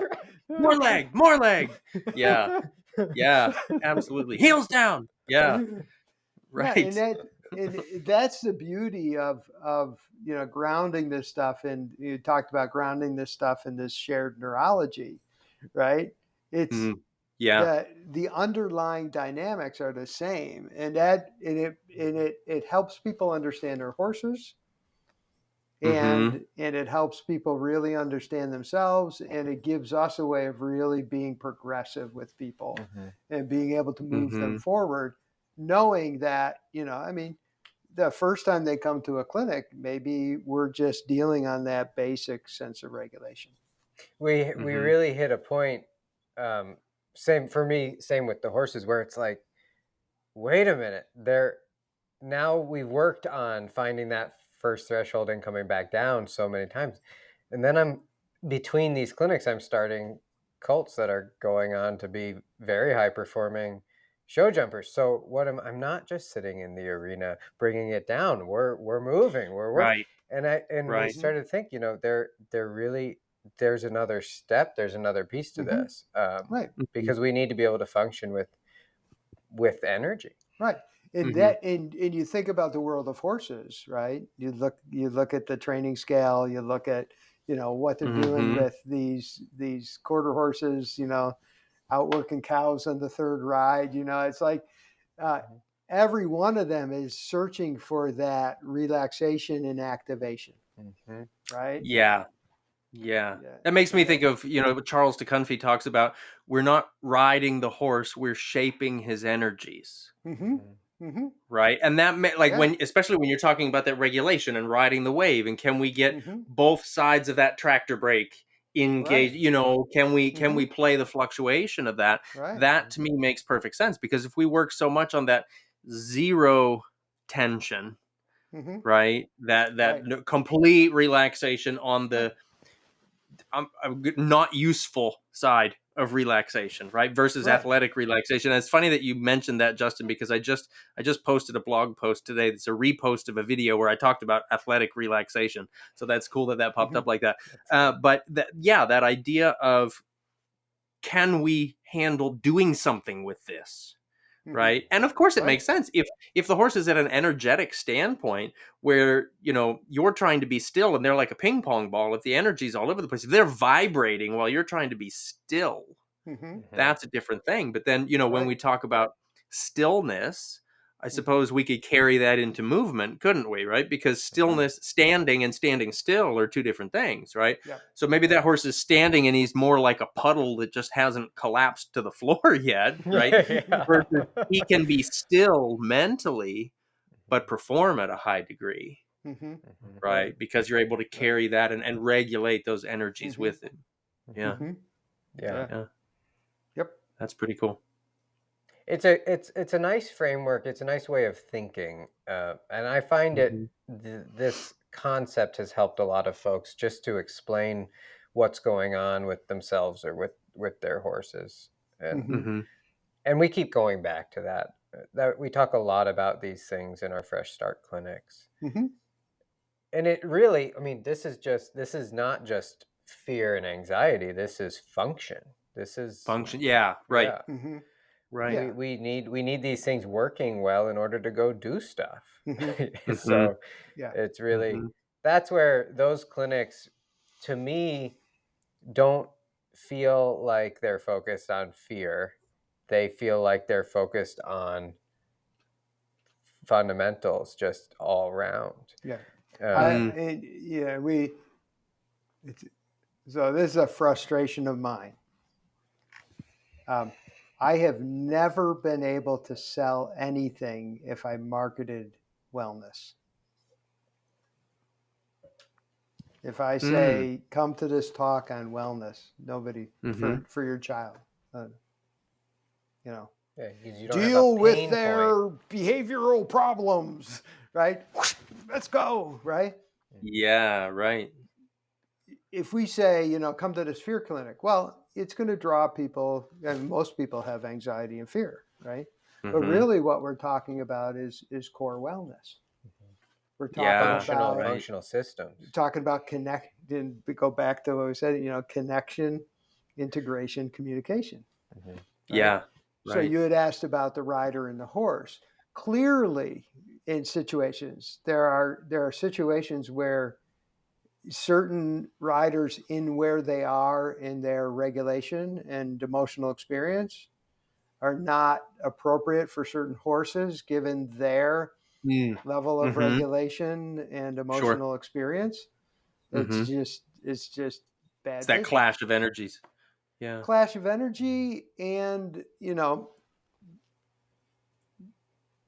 I'll have to think about what percentage of people come to us and have, the source of their anxiety has been, from accidents or experiences where they've been Mm. overhorsed, where they've been Okay. on Yeah. a horse that's not appropriate for their level of Mhm. motivation, skill, ability, and Mm-hmm. For stuff like lots that. of different reasons. Yeah.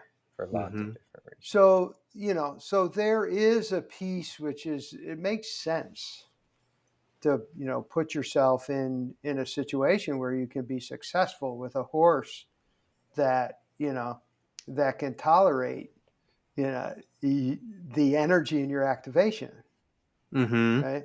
So there are therapists, that I know that don't work with certain patients, certain clients, because the client's emotional concerns and issues make them anxious. Oh, sure. Right. Right. Yeah. Doesn't You're not it going to be doesn't effective that way. You're not going to be helpful. Right? You can't be Yeah. effective. Absolutely. If I have it, and for me, I'm all up in my head. Things need to make sense. So, He's a Mm-hmm. brick.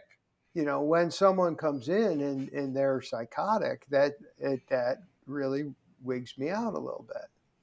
Right? Mm. It's a client who deserves treatment and Mm-hmm. deserves good treatment, Mm-hmm. and they're not going to get it from me because my being wigged out by the fact that they don't make any sense is not helpful to them. Gotcha. Yeah. Mhm. Right? Yeah. Come in with almost anything else. It's like, okay, let's go. Right? Let's figure it out. Let's work on it. So there's very few things other than that get me charged up. So with a rider and a horse, there is going to be a match, especially during the recovery phase, right? There has to be Mm-hmm. at least a good enough match so that someone's not re-traumatized early in the process of finding, the confidence of Mm-hmm. working through their fear, and that's really, really important. Um, have you ever? This is just my perception. Never been studied before, by the way.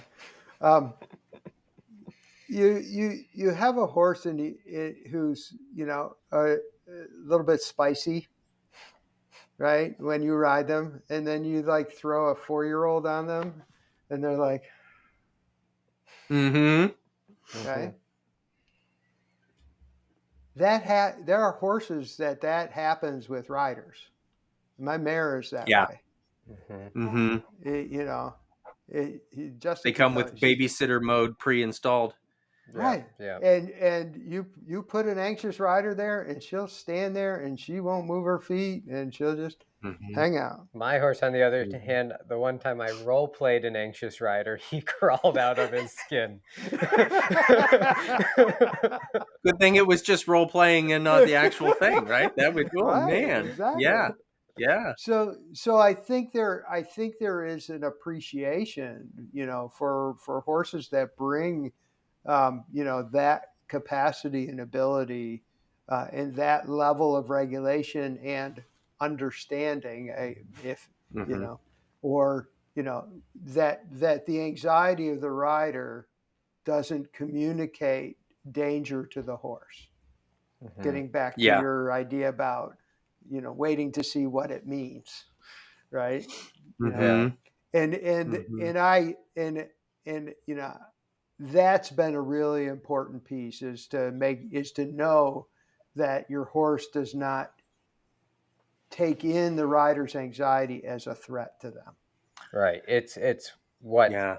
the actions that come from the anxiety build Hmm. the anxiety in the horse. But so often you hear Mm-hmm.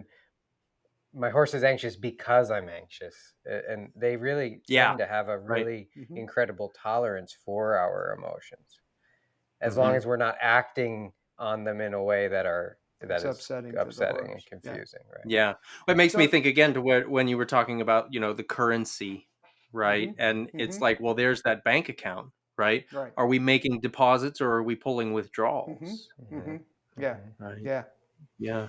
And then I think with the rider, I mean, once they gain their confidence and once they are, uh, you know, better regulated and better integrated in their behavior and in their thinking, they're not locked down in their thinking, they're not locked down in a negative emotion, they're not locked up physically or spasmodic physically. Mm-hmm. Once they're better regulated, then you start making the choices in terms of pairing with their horses, that's based on, what's their level of ability and their interest and what they want to do, and then you can kind of up the ante from there. Mm-hmm. um, Mm-hmm. and we loosely partner. I have a short list of 3 or 4 people in the region who do really well, have great lesson horses. And so if someone comes to me, I might work with them, 3 or 4 or 5 sessions on one of mine. I said, look, now you got to go and, you got to go and here's these people, and they're really, skilled teachers. They have well-trained horses. They'll take good care of you, and go ride your pants off. Mm-hmm. Mm-hmm. Hmm. That's fantastic. And that makes me think of the course or clinic that you guys were presenting, right? The clinic for teaching trainers to understand emotions. Training, Is yeah. that how Hmm. that went? Or talk to me about that. Hmm. Do you want to talk about it? This course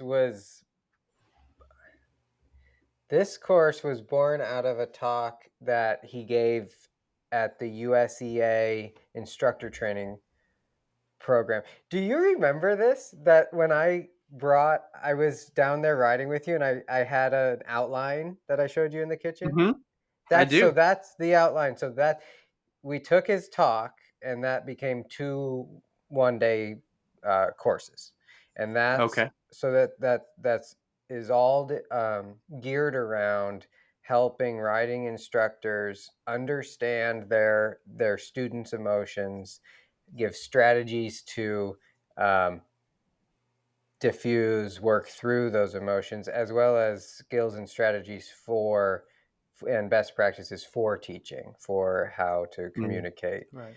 So this is a lot about. This is not about what to teach. This is not horsemanship related. These are have Hmm. um, well, as void as possible of opinions about what they're teaching. This is about how to teach the rider in a way that's Hmm. best for their rider. So we've done this a couple times now in person, and it's really, well, I'll say one thing, you can go into more detail about the course, but one thing that's really exciting to me is being able to sit down with a group of people who are in all these different silos, so different disciplines, and connect over the same goal of we just want to get better for our students. And but that's a huge need that we see in the industry, is that folks are like me, all you ever wanted to do is ride horses, so you start riding horses, and then you realize you make a lot more money per hour, and it's a lot safer to teach a lesson than it is to ride a horse. And so now you're a teacher. When did the education happen? Well, it happened when you were a kid getting yelled at by that.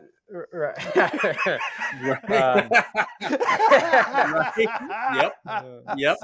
So we end up, as instructors now, we end up modeling the way we teach off of wherever we came from, and so there's this incredible need, especially because we don't have regulations as far as who can teach riding. And even if and I'm not throwing USCA under the bus, because I think they've done a really good job with their it's now their eventing coaches program. Yeah, but they have some of the best continuing ed out of any of the organizations. But it's the vast majority.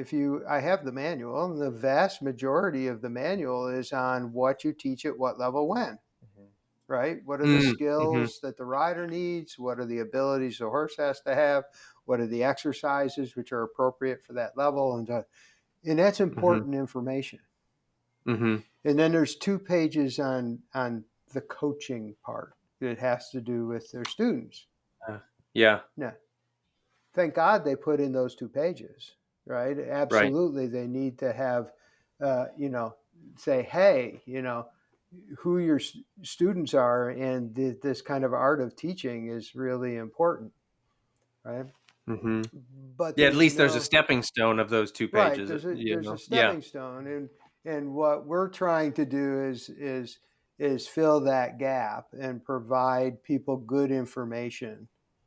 So we decided just to start with what people complain about most, which is that it's really hard because your students, like, sitting in the corner of the arena dissolved in tears, or this one's screaming at their horse, or this one's having a panic attack, or this one's, and riding really brings out these strong emotions in people, and especially with kids who have limited capacity to regulate themselves anyway. Right. So our first course is Emotions in the Arena. The funny thing is, we always start pretty much in the same place. So all the stuff we talked about the nervous system and that, we start there, because if you understand how the nervous system works, then you understand the levers you get to play with. Gotcha. Yep. And then you put that into context, and we talk about, we talk about the different emotions and how to approach them, how to build, and support the growth of regulation, and, things you can teach your students to help them develop, their skills and those kinds of strategies. The second course is basically a short course in pedagogy and on the science of teaching. So, with the second course, we're talking about, creating optimal learning environments. We're talking about, good teaching strategies. We're talking about psychological safety. We're talking, that people can then think about their teaching, multisensory teaching. How do kids learn?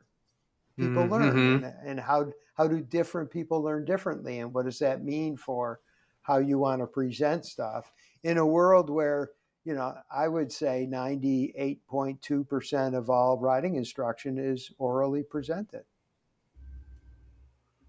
Yeah. Well, what if you don't process information that way? Right. It's exactly. like trying to train your horse by talking to them. It's like, so So we're really excited about these things, and we're just at the beginning. We've got these 2-day clinics. We really want to invest in creating a body of resources for teachers that is both helpful for them, because when you have tools and you have ideas and you have things you can work on and you can build your skill as a teacher, it's more fun to teach. Mm-hmm.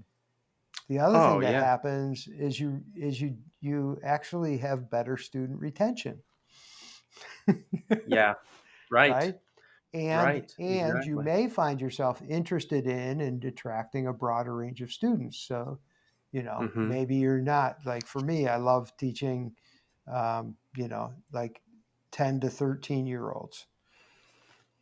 These middle school age kids. They make me want to cry. They're just so much fun for me. But maybe I could also teach high school kids, or maybe I could also teach, people who are older and things like that. Mhm.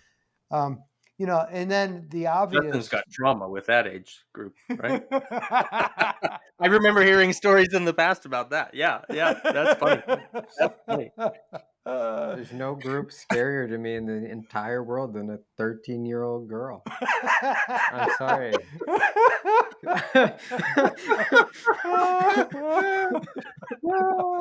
Yep. And then there's the obvious advantages to the students, right? If they have Mhm. instructors who are really going to help them grow in their regulation, and their Yeah. riding skill is going to advance quicker. And then I think, we want to support the industry in terms of its professionalism and its respect for the dignity of the horses and the riders. Right. And this is our way. This is the way that, given who we are and what we know how to do, we can do. So that's where we're at with that stuff. I love that, for the dignity of the horses and the riders. That's so important. That's Someone should write that down, maybe. That's one of our core values. Did you not read our core values? It's one of the 7. We were told we have too many values. You have too many That's values. a I true hate when that story. We were happens. told Too that many values. we should bring it down to distill it to 3. We have too many core values. Oh. So throw the other values out the window? Just don't value them anymore? We've just consolidated them, so it's 3, where it's like, respect for the horse and rider, compassion and empathy. There's just a bunch of, now they're just a long list. So you've got 3 core values that are really run-on sentences. Then is that what you're saying? Exactly. Yeah. Okay. Exactly. And the other thing is, we were told that some of our values just should be assumed, but I don't think they knew the horse industry.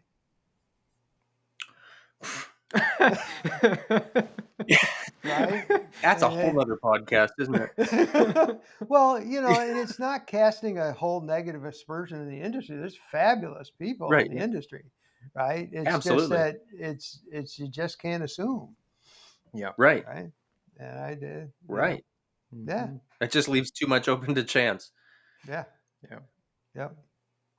Yeah. Yeah. That's awesome. Well, I want to respect you guys' time.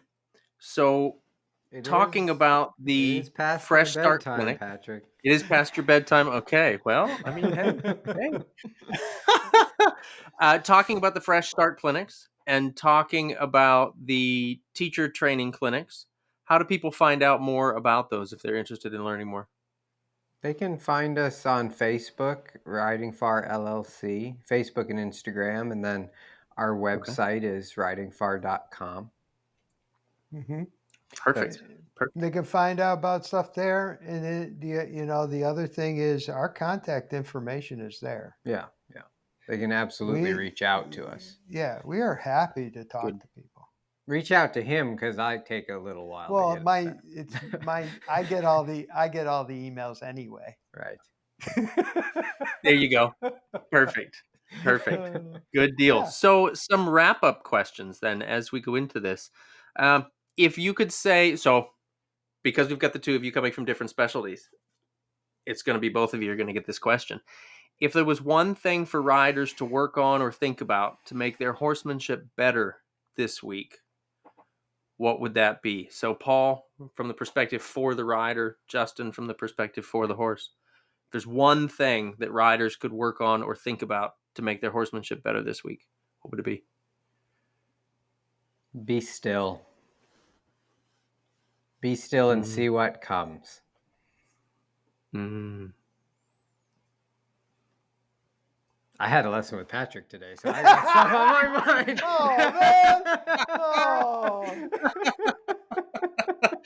That was a pretty good theme in that session too. So yeah, there you go. And I'm There you still go. tired. That's great. I love it. I love it. For me, it would be connection. And that awareness of how do I connect and what am I connected with and how, because it's just really is the foundation of everything. So I love it. Be still and connect. Mm-hmm. Cool. That's fantastic. So what comes to mind is one of the hardest lessons you've had to learn so far in the pursuit of your passion as you're presenting it, as you're sharing it? So many lessons. Yeah. So many lessons. There's always tomorrow. There you go. There you go. There's always tomorrow. I love that Laura posted in the chat here my favorite quote from Gone with the Wind. After all, tomorrow is another day. Another day. That's awesome. That's awesome. That's great. Yeah. I think for me, it really goes back to the gift that horses have been to me, which is, it's been easy to learn with horses because it's just the way it is with me and horses. But much harder to learn in every other aspect of my life is that you don't have to know everything.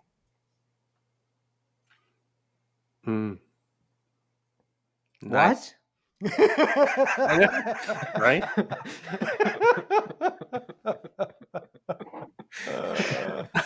Whatever you don't know, there's probably an Instagram influencer that you can pick it up from.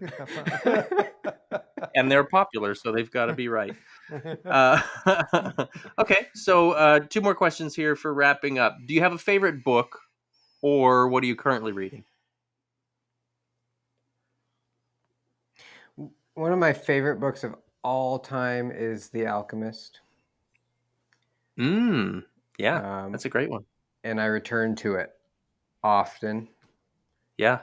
Just, I always find when I'm going through a very big shift in life, I return to that book and it always has a different meaning for me. Are we supposed to answer both? Because I'm currently reading. You don't have to, but you certainly can. Well, now I'm going to tell you. I'm currently reading Rassenay Explains Boucher by Rassenay. But that's my dive into the French tradition. Yeah. Very different than the parable route, but Yeah, I love that. That's great. Yeah.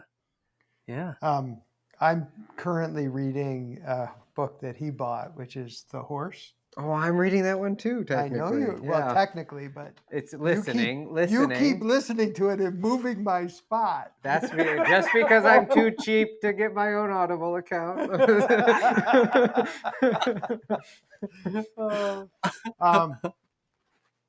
I don't know if so I'm going to answer a different question. Is that okay? Yeah, of course. I'm gonna answer the book that has had the biggest impact on my thinking in the last 10, 15 years. And that would be a book by Dan Siegel, who's a psychiatrist, and it's called Mind, A Journey to the Heart of Being Human. And that I think that has had, I think you'd agree. I had a hard time grasping that one. That was a dense book. Well, no, my apologies to Dan, but I think it's just horribly written. It I mean, really it's was Oh. very painful. just- Very painful to get through. And I'm sure there's some Oh. people that like that writing style, but it just wanders and circles back. And I like, come on, get to it. But the Gotcha. ideas in there ultimately are foundational for a whole crap ton of the work that we do. Mhm. So, we talk about regulation and integration and connection, what it means to be well, wellness as a foundation for performance, horses, humans, all that stuff. It's just, it has so many amazing ideas in there. So that would be That's mine. very cool. Mm-hmm. Awesome. Good. Wellness as a foundation for performance. Justin, it sounds like he's talking about yoga.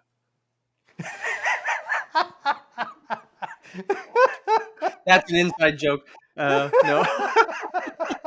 just harassing Justin for that. No. I was going to bring that up when you were talking about the way that you were marketing wellness versus marketing like fix the problem.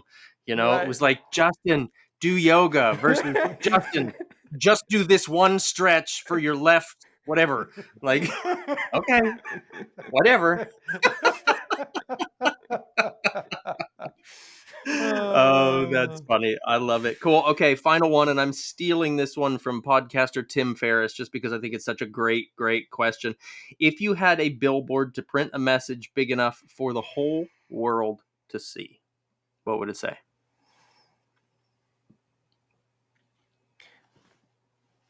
Build bridges, don't burn them.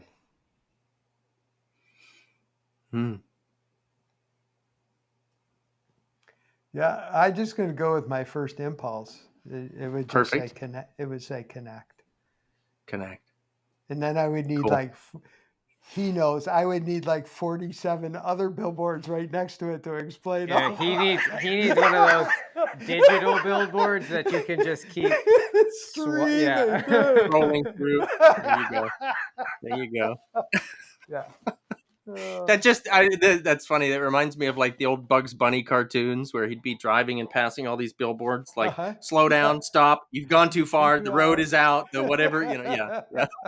So Patrick, what would be your billboard? B. Love it. Mm-hmm. I think that's what it would be right now. Anyway. Mm-hmm.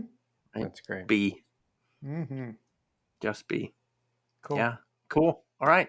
Guys, this is so much fun. Again, for everybody listening, check them out at ridingfar.com, right? Mm-hmm. Yeah. Cool. Dr. Paul Haefner, Justin Haefner, thank you so much for your time in this call for, again, episode number 60 of Talking About Horses. And I'm sure we've had so many little offshoots on here that we've got to do this again several times, and then maybe we'll get through them all. But I look forward to the chance to do this again and see where else the road takes us. Absolutely. Thank you so much, Love Patrick. it. Thank you for having us. Cool. This has been Talking About Horses. Patrick King has been seeking out the wisdom of the masters for several decades now, all over the world. And the guests on this show are considered among the top teachers, trainers, and thought leaders in the industry, focusing on horse welfare, classical principles, and an honoring of the student's learning process. We hope you've enjoyed it. If you did, make sure to like, rate, and review. We'll be back soon. Find us on Facebook and Instagram at Patrick King Horsemanship and Dressage, and both websites at pkhorsemanship.com and academyforclassicalhorsemanship.com. Keep riding, and we'll talk to you soon on Talking About Horses.